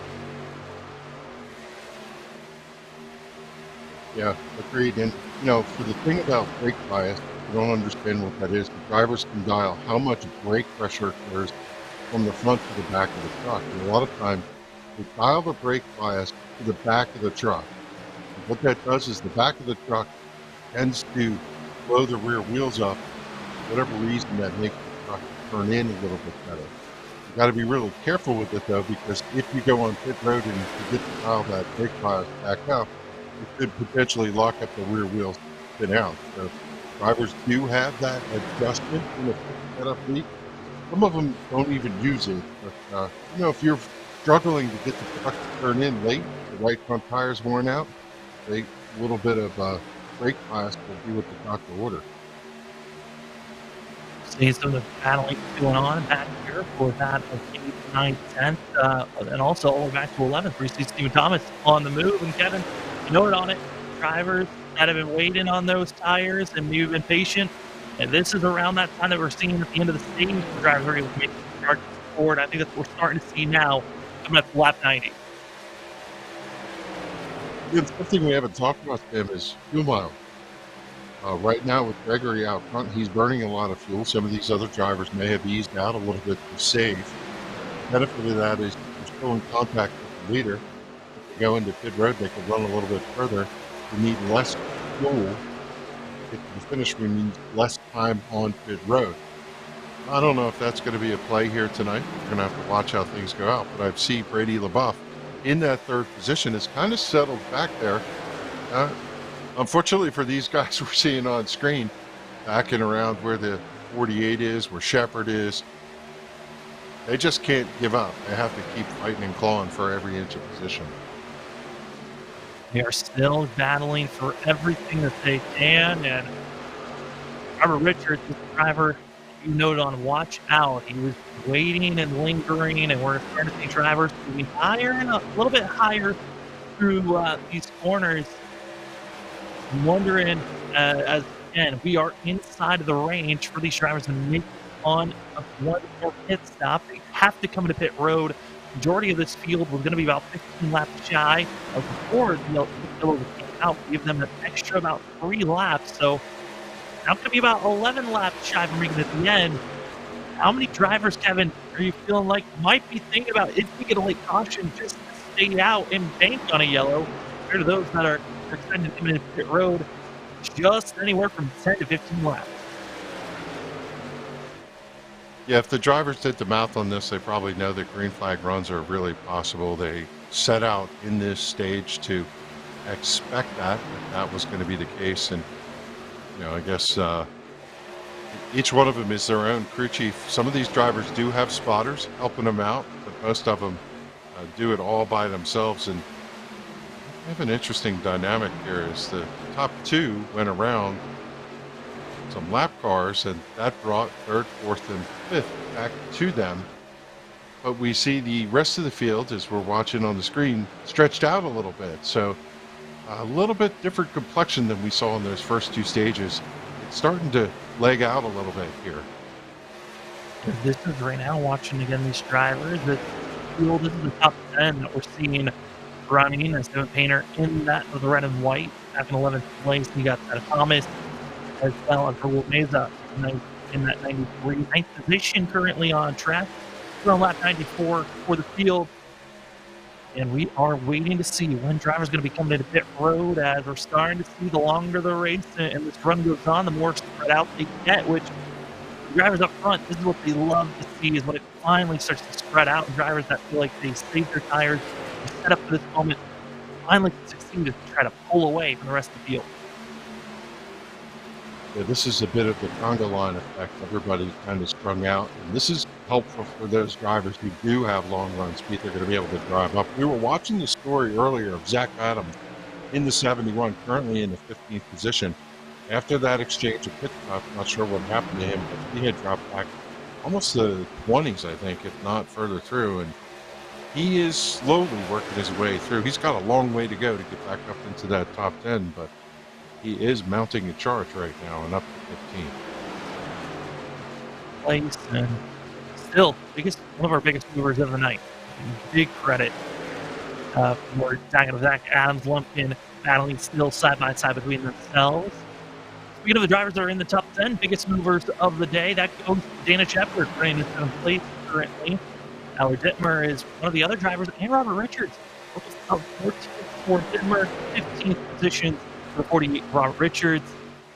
And also for our leader, up 11 positions. So we're seeing drivers that weren't getting qualified up in the top 10, all coming in. There's only 3 drivers, that being Chris Cinnamon, our Blanchard Towing Full Award winner, as well as that of Brady LaBeouf and Keith Haney. Those are the only 3 drivers that started in the top 10 and still are in the top 10 currently. Yeah, we see this lead group. They're kind of tucked in nose to tail. The 61 has broken away a little bit, and you got, well, there's some contact in that wall. Wow. That was not a good corner for the 82. Brian Abbott, everybody kind of snuck by. Hopefully he can tuck back in and get the draft. I was going to talk about Dana Shepard off the back of that group. He had fallen back. He was just getting enough to sniff that if something happened where they got side by side, he was going to be able to collect them back up. And here he comes. I don't believe he's got any top 5s or top 10s on the season. So this is a really good way to correct the season. Is again, the 82 is into the wall. And we're now 36 laps into this sprint for these drivers, and that is terrible for a driver of Brian Abbott that was trying to go for one of the best finishes of the season for that 82, and now going to be faltering back as we watch some of the best battling up the top 10. Chris Cinnamon and Shepard, they are on top of it right now. Watching currently as Cinnamon trying to get by Shepard, not able to do so, and for a moment there, I thought we were going to see the bump and run from the 30 onto the 43. And again, it's one of those runs where you get a good run and then you have to decide, do I tap the brake, do I let off, do I try and find a lane? And at this stage of the race, it's all about not breaking momentum. For Dana Shepard, he's got to try and keep his foot on the pedal there because the Robert Richards truck out in front of him is breaking away some. So he wants to make sure he can do whatever he can to stay in that draft and see if he could suck back up and be a part of this thing. You can see it on a ticker. Pit road starting to get busy. It's going to be that of Zach Adams as well as seeing that of Adam Cantwell, Zach Adams, and also that of Brian Abbott, the 63 of Cantwell's in pit road. But finally, I think for Abbott, this was a must to come to pit road. That 82 was struggling to be out there. And now the question of who of the front, those that are in the top 10, when will they think about coming to pit road and trying to take that early pit stop? Currently, right now, the driver's running almost a full 2 seconds off of what their best time is. It's around anywhere from a 1.5 seconds to that of 1.8 seconds off their best time. So wouldn't be surprised to see some drivers thinking of doing what we call an undercut, pitting early in the 9, very slow, and coming into pit road, and also going to be behind him. We've seen that of Robert Richards and others. Pit road is now busy. Yeah, we heard some chatter on the 9 radio. LaBeouf calling in to say, make sure Cinnamon knows I'm going to be turning in this lap. And he did indeed make the cut going down long pit road here at Las Vegas. He's going to run all the way down to the end of it. He's out front. The front stretch length here is 22,075 feet. That is a long front straightaway, and LaBeouf hits his marks perfectly. The question is, will anybody take 2 tires? It was 4 tires for LaBeouf. Moving forward, that Chevrolet is down and away. Kristenman's still there, but here's another group of drivers. It's going to be the 61 of Gregory as well as the 78 of Haney following suit, and also going to be that of Dan Shepard and as well that of Morales and Pitts, all coming in this go-around, giving us the lead to Raul Meza. That of Devin Painter and Bullock going to be your top 3 currently. Still needed to come into pit road is our top 10 on track. Meza, Painter, Bullock, Lumpkin, Morris, Sickles, Zimmerman, Hartwig, that of Rivera, Newbert going to be our top 10 that still need to come into pit road. Meza trying to make the long run here. Maybe he saved a little bit of fuel. He's led 2 laps on the season. This makes it 3 and 4, and we'll see whether these guys are going to run short on fuel here or run it till they're on fumes. Good run for Brandon Bullock. What a sharp look. There's nothing better than a red and black truck at number 17 as we see drivers entering pits, drivers exiting pits. These are tenuous times for some of these drivers. As we see the 17 sideways right across the entrance, watching that. Yep, he's going to get it right. It locked him up, and It could be that brake bias thing we were talking about. Bullock able to get it going, and he's trying to find his pit stall. More drivers over the radio. Then Justin Lumpkin also saying he's coming into pit road. Saying that of James Morris, Sickles, Hartwick, and others still needing to come in. It's going to be our top 6 still on the mark. As here comes the 87. I do want to give note there. Devin Painter absolutely flew into his pit road trying to beat out that of Rule Meza into pit road. Does so and did not get caught with a speeding penalty. Great move by Painter to gain a position as Lumpkin's into pit road this go, as well as Sickles, leaving us with our front 4 still needing to come in. Yeah, if you stay out now, you're really subject to a beating because your tires are so worn. Everybody with fast tires is going to stream underneath you, and we're going to see a different mix of slow and fast. And these drivers, especially the ones in the hunt for the win, do not want to see a yellow if they had a good cycle. So just waiting for this to all run through, as James Morris is right now your leader.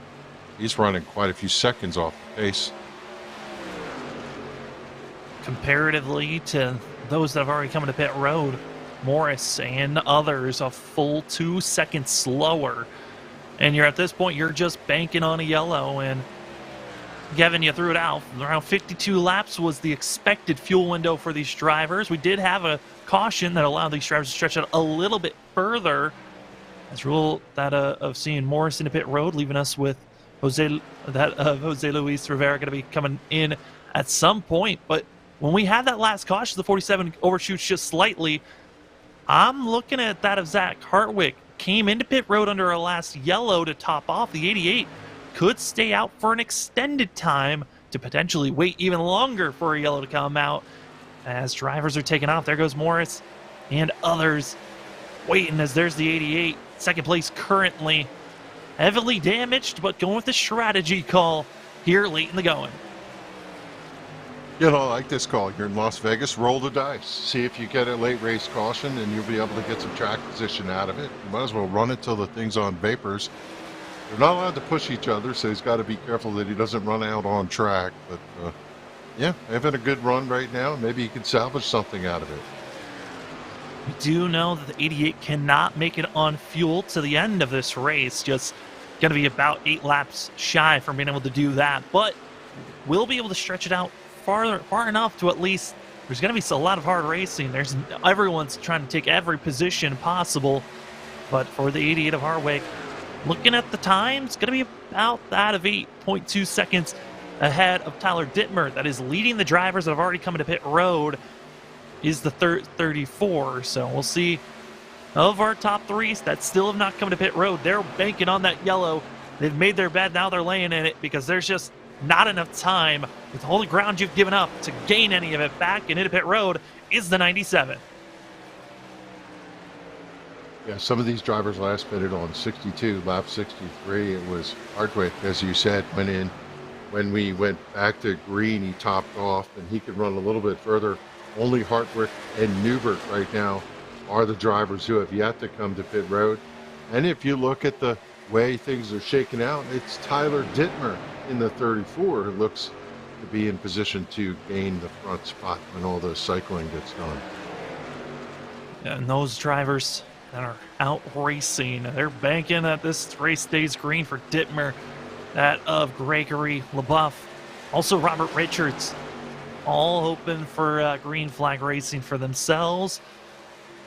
Because, Kevin, we're watching this battling for the lead of the drivers that need a caution. Adam Newbert, Zach Hartwick. I mean, yes, they're battling for the lead, but at this point, why are they, I mean, it's hard to tell why they're battling this hard when both have the same goal in mind. Just stay out and hope for the best of the 4 into pit road.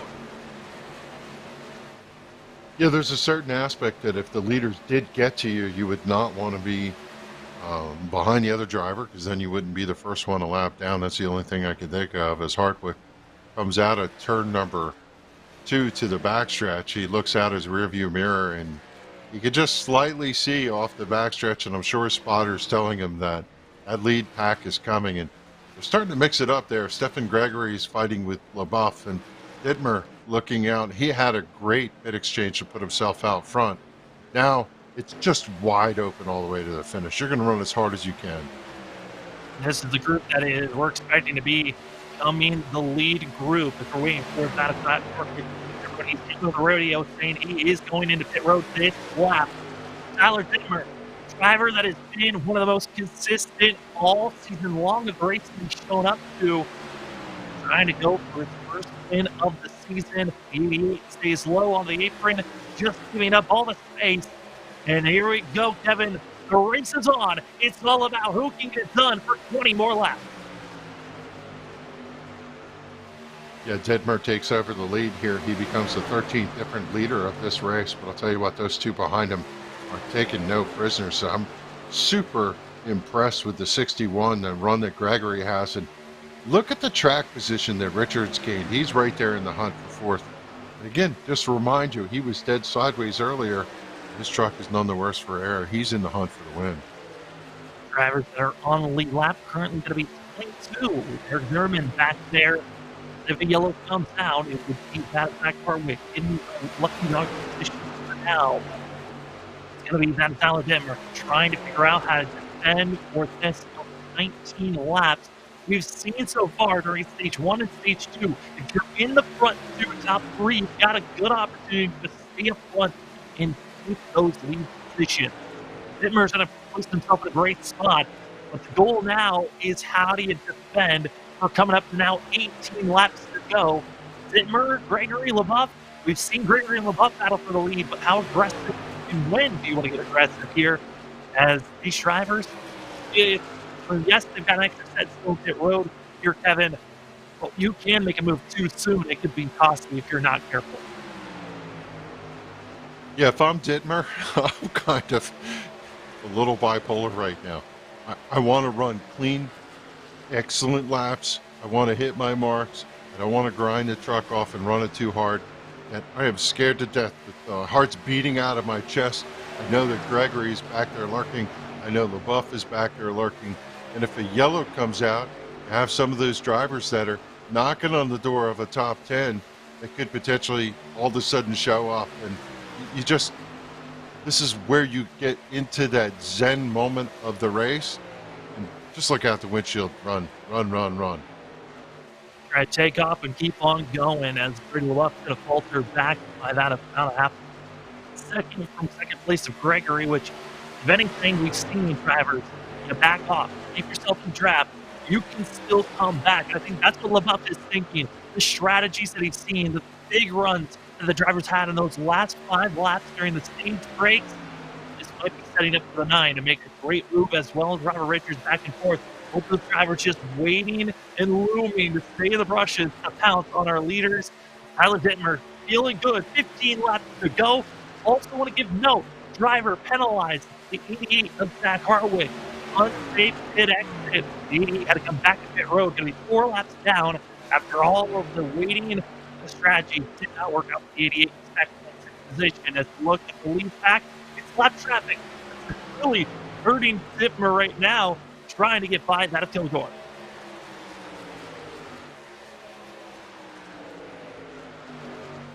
If you're Gregory, you're just watching what's going on here. Every once in a while, they do come up to a lap truck. He's looking to see if there's some sort of opportunity, maybe a pick, maybe a draft, maybe some way to get the run. If it stalls the truck out in front of him, as you see Eric Zimmerman in the 94 going a lap down, there's just no way as a lap truck to get out of the way here sometimes. So good right now for the 34 of Dittmer. He was able to clean. You really want to catch that truck about the middle of the backstretch. That's as textbook as you get for Tyler Dittmer in finding the best opportunity to get by. It's one of those things also kind of frustrating as you've got drivers that are a lot down or on the lead lap, trying to stay on the lead lap. They are in their right to defend and fight for that position, so they don't want to go a lap down, because if you go a lap down, there's a chance you might not get that lap back. Tonight, we're hoping dropping that back and just watching our front 2. Tyler Dittmer looking, trying to go first of the season. You've got also a Kentucky winner, Stephen Gregory. Gregory, who won based off of a fuel mileage decision for the 61. Here tonight, it has been raw speed for Stephen Gregory as he dives down low, trying to go for the lead once again. 12 laps to go here, Kevin. I got to say, Dittmer is in a great spot to defend. He just continues to stay high, and that's exactly where he needs to be. Yeah, for a while there, I was wondering if LaBeouf was just hanging off the back right at the cusp of being able to draft up and saving a little something, but I think he's fell off enough at this point that unless those two get side by side and have some problems, he's really not in that mix. He has the interesting dynamic of Zimmerman, who has shown some speed, been able to pick up the draft of those two up front, even though he's a lap down, and he's going to play a little bit of a joker card here in this. But I'm looking at Stephen Gregory. I believe he's going to knock on the door here any second now. He wants to lead. Will there be a bump or won't there be a bump? Out of turn number 4, across the line, 10 laps to go. The NRE Power System 200 for the NASRA Triple M Pulling Truck Series. Race number 7. We are now halfway through the regular season on who's going to make it to the playoffs. And Tyler Dittmer trying to lock himself in with a win here tonight, put himself into the playoffs. And for a driver that's only showed up for 4 races, this is a must kind of a win situation for the 34. He might not have enough races to come back about a race that he's already missed this season. 9 laps to go. Dittmer still in the lead with 2/10 over that of Stephen Gregory. I'm wondering if this is going to become a 3-truck race now. The Eric Zimmerman truck dropped back a little bit. That allowed LaBeouf to get a little bit of a draft, and when he rolled around him down the bottom there, he's just at the cusp of being able to get a sniff of Gregory. If those two go side by side, we're going to have 3 trucks running for the lead here. I mean, that's the big thing on LaBeouf. Did he wait too long? Last lap ran about 10 faster than our leaders. They're going by Taylor Peacock once more, the 81. Peacock holding off LaBeouf. Last lap, fastest of our top 3 goes to Gregory, and then it was Dittmer. LaBeouf. LaBeouf is losing ground once again, but a great launch out of turn number 2, closing in the gap. But it's been 3 and 4. It's like LaBeouf's been losing all that ground. Yeah, and if we don't get a chance to say it, you got to give a call to Keith Haney running in the 5th position right now. That Chevrolet has had a strong truck tonight, and he's looking to see what he can do to get to Richards. Also having a great run, but right now, the way this is playing out, I still see Brady LaBeouf just closing ever so slightly, and I think he's got enough laps to get there. He's closing in another 2/10. He was 2/10 faster. 7 laps to go. Brady LaBeouf, first season 3 champion, trying to go for his 2nd win of the season. Right now, it's going to be that of Tyler Dittmer, Brady LaBeouf, top 3. Robert Richards, who was tangled and was tangoing with Brady LaBeouf, lost and now out of the 10th lap. He's been waiting for the 5 laps to go.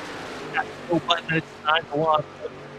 Another factor here, Kevin, looking at 5 laps across the line. Still 5 lanes. Potential of putting us into overtime rises. Yeah, you know, hard to say whether we'll get to encounter that, but I just continue to watch LaBeouf. If he slips ever a little bit, he's out of this, but he just keeps creeping in the picture. And I thought by now maybe Stephen Gregory would find that path, but you got to give a tip of the cap to Tyler Dittmer. He's just run a flawless race so far. Tyler Dittmer, he's feeling good, and the main thing is he's running consistent. Stephen Gregory has bounced off of that apron multiple times from the center of the corner, which is costing ground. 4 laps to go. It is Tyler Dittmer looking good. But now what happens to our leader is Brady LaBeouf. That's been his best run so far. 9, he's looking quick. Now it's equal distance at a first, second, and third between one another. You can see the flames belch out of the truck as they roll into the corner. That's them letting off the gas. The excess fuel blows out the side. They're going to let the truck turn down, and then once it starts to bite into the racetrack, they're going to stomp on that throttle. No Easter egg push now. You want as much squeeze as you can get. You're going to turn the truck down, and here comes Gregory. He has drawn back to your leader bumper. I think he's going to try to make the play and see if he can get the run. He may have to use the high side to do it. Going to the inside, trying to get to the quarter panel. trying to drift up, and again, touches the apron, a little bit of a shimmy, but gonna stay in the throttle. Evan Gregory not wanting to give up. He knows that if he lets up, it's gonna have to be another extra lap, as we're now gonna be 2 laps to go here tonight for NRE Power System 200. Tyler Dittmer, it was all in the pit strategy. Came into pit road the same time as Evan Gregory, but came out ahead of the 61. And from powering and being aggressive, decided to go with that of the team. Good track position ahead for that of the 60 or the 34 ahead of the 61 of Gregory. Gregory's going to have 2 more attempts here as we come across the line. White flag in the air. It's Tyler Dittmer leading here for 1 more go. Top 2 running nose to tail, ran a little bit faster. They shed the 3rd place truck. Now it's a 2-car battle. As they come out of turn number 2, Gregory looks low. He's right through that back bumper. He's got 2 trucks in front of him. He's got to make the move. He's got to do it here in turn number 3. Here he comes. Evan Gregory touching the apron. He's going to hold on for himself. Dittmer runs high, trying to get the better run out of the exit, and will do so. The best average without a win. Well, you can count him in to the playoffs. So, Tyler Dittmer. What a valiant effort for Stephen Gregory. Got down, touched that apron. As soon as he did, the truck jumped out from underneath him, but that was really his only play to see if he could slice that corner down and get alongside, maybe do a little side draft. And, these 2 drivers are going to talk about woulda, coulda, shoulda, but on an outstanding finish for Tyler Dittmer. Good win for the Lizardworks Chevrolet. I mean, it was incredible on his part. He came in with only that of 4 4 races ran. He missed a couple, but of the races that he's shown up for, he had the best average of all those drivers. Without a win, though, those averages were great, but he was missing 2 races. That's a lot of points to be missing. But a win really cleans up all of those missed races. And here at Las Vegas, all about the clean air. That's where 34 placed himself, and now gets to burn it down at Las Vegas.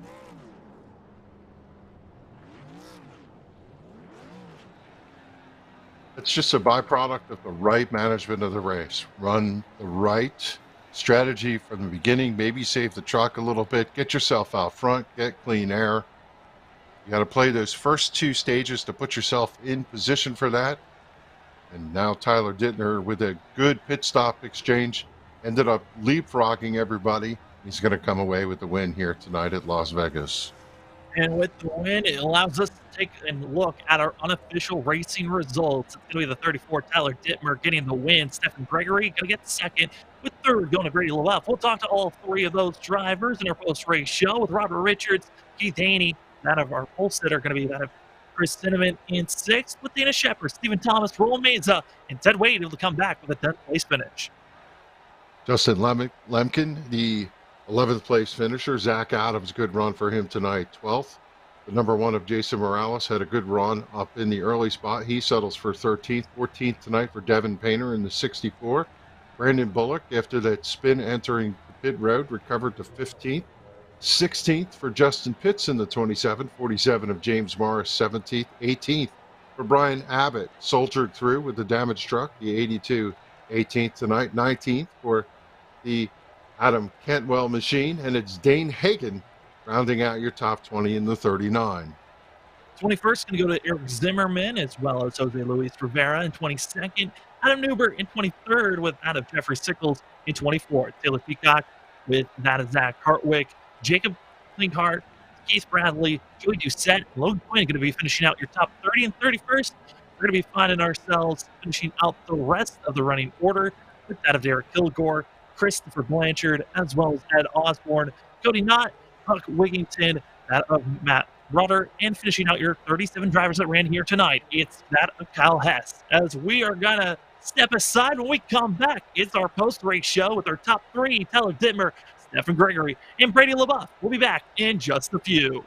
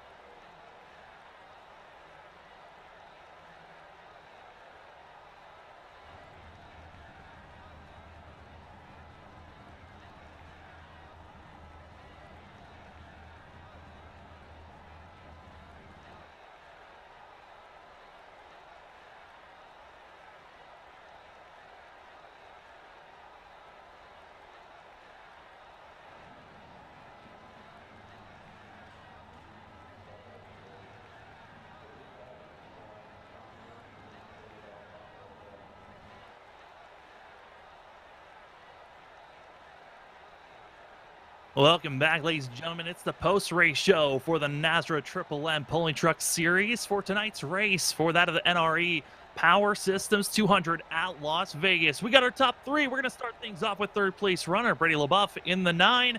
Brady, what a run for yourself up front for the majority of the night. Qualified second, coming away with a third place finish, but he came up shy. What was some stuff that you could have tried to come away with the win here tonight? Oh man, well, I think timing played a part. I learned a lot that second stage following Steven there whenever he won it. I think I waited too long to make my run at him, and I felt like I could have got side by side. But after 20 laps, you couldn't pass anybody. You try to dive on the inside, and you just get too loose with them side door and you in the corners, and you just couldn't really do anything with anybody. So, I mean, congrats to Tyler for doing what he can to get out front with clean air and just holding everybody down. So, congrats to him. Yeah, Brady, there was a time when you ran these guys down, you got right close, and then unfortunately you watched them drive away. How painful was it to get that close and not be able to get up there and mix it up with those two? Yeah, after about 15, 18 laps, the aero push was just horrible. You get behind somebody to get a run, draft off of them, and coming off the corners, it would just shoot you up into the wall. It was it was just all about when you were the leader. It was more about blocking, and almost like you were a mini Talladega or Daytona. You were just kind of looking in the mirror, blocking, trying to, pick up the outside lane to get them going on the straightaways, and then pick up the inside lane on the bottom. And just after a few laps, the tires would wear out, and it was just the push was bad. Well, even with that aggression of the air, you still were able to come away with third place finish. Congratulations on that. Before we let you go, the floor is yours for any shout-outs. Yes, thank you to NRE Power Systems for coming on board and sponsoring this race. Thank you to my teammates, Robbie, Kyle, and Trey. And thank you to NASRA, Butt Kicker, Blanchard's Towing, and Sim Racer Hub for sponsoring our league. And we'll look forward to seeing you guys next week. And thank you, LSRTV. That's going to be the 9 of Brady LaBeouf. Third place finish here tonight. Congratulations on that, and good luck to going road course racing next week. Yeah, thank you, guys. We then head to that of second place, where it is Stephen Gregory. We'll get that right for the rest of the season. But Stephen, coming away with the second place finish, we just heard Brady LaBeouf talking about aero and the issues of making passes. Was that pretty similar to how you were racing, and was there anything else that you could have done to try to get by Tyler? I could have doored him. That's probably about my only option I had. Cause once the tires wore off, that aero push was bad.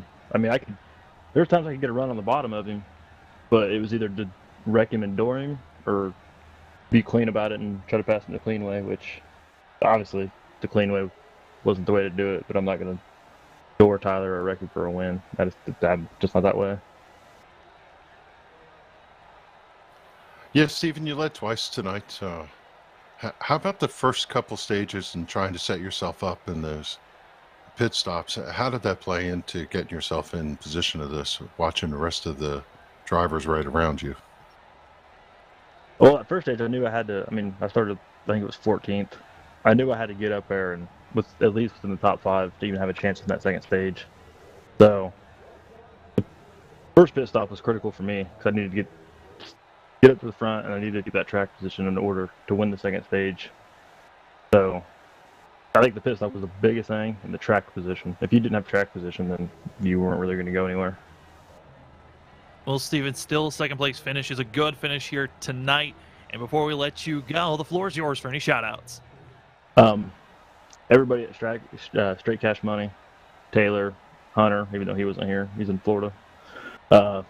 Matt, Zach Adams for coming and racing with us. Everybody at NASRA, everybody that sponsors it, that helps put this thing on. I can't remember who they are. I'm sorry. And then you guys for broadcasting it and dealing with us. I mean, it helps when you guys put on a great show, and it just makes it so much more entertaining for us. And you guys certainly did that here tonight. Steven, congratulations on that second place finish. And again, good luck going into next week, going that of road course racing. All right, thank you guys.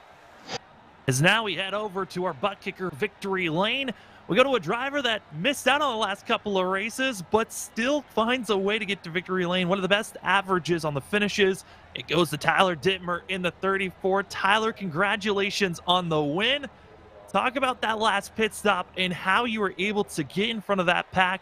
Like we just heard from the last two drivers, that arrow was all of the factor that the drivers were thinking about. Yeah, I think, thanks, and I really appreciate y'all putting this on. I just want to, but that last pit stop, my goal was I was lagging behind Steven there, and I just knew I had to close that gap, and I ended up beating him off pit road. And then my goal was I saw Brady come out ahead of me because he pitted the lap before. I was like, all right, I got to get by him as quickly as possible, risk burning the tires a little bit early, just because I knew late in the run, once he had to start lifting, the race was completely different. It was a lot harder to get runs. It was a lot harder to make passes, so that pit stop was pretty much everything. The money stop finally paid off for us there. Yeah, Tyler, take a moment. Look where you are. You're a 2022 NASRA truck winner here at Las Vegas. That's got to be a relief for the season. Yeah, I really did. I was really upset for missing the last two races, although I'm really not upset for missing iRacing Super Speedway. That just seemed like a terrifying time. But yeah, it's great to get that win. Obviously, like I wish I had more time to race every week, but sometimes, just things with work and everything catch up to it. So, gotta make most of these opportunities, and came to a track I really like. I think I won here in the first season of NASRA in the playoffs. So a track I like, and back in victory lane. You did a great job at that. And I got to say, Tyler, I mean, it is incredible to watch how well you ran up front once you got the lead. But before we let you go, the floor is yours for any shout-outs. Yeah, I just want to thank, Triple M, NRE Power Systems, Butt Kicker, probably missing a bunch of other sponsors. Lizardworks Racing, kind of just like the program I race out of. And yeah, just a lot of stuff that they've done has been really awesome. I lost both of my teammates from earlier in the year, so I'm kind of a single car show now. But I'm loving every bit of it, and yeah, I'm here to just get some more wins. Thanks, guys. That's going to be Tyler Dittmer in the 34, getting a victory here tonight, as that was your butt kicker victory lane. And congratulations to all the drivers, and thank you to all the drivers that came up to the booth to talk to us during our post-race show. Well, Kevin, we're coming to the end here. What are some of your final thoughts before we get out of here? Yeah, we couldn't tell whether it was going to be yellow fever or long green flag runs, and whichever way it played out, this was an exciting race. I really loved the side-by-side action, the respect from the drivers. We saw a couple bumps and bruises along the way, but that's what makes it exciting. Another outstanding show by the truckers here at NASRA. They did a fantastic job. Las Vegas was spectacular, and it was Tyler Dittmer that got himself in the right position at the right time at the end and found himself in victory lane. Big thanks to everyone that came along, that of Kevin England, as well as myself, Sam Dyer. Thanks for allowing us to give us the calls, LSRTV Studios, and of course, the NASRA Triple M Pulling Truck Series. This was race number 7. Race 8, we go road course racing in Indy.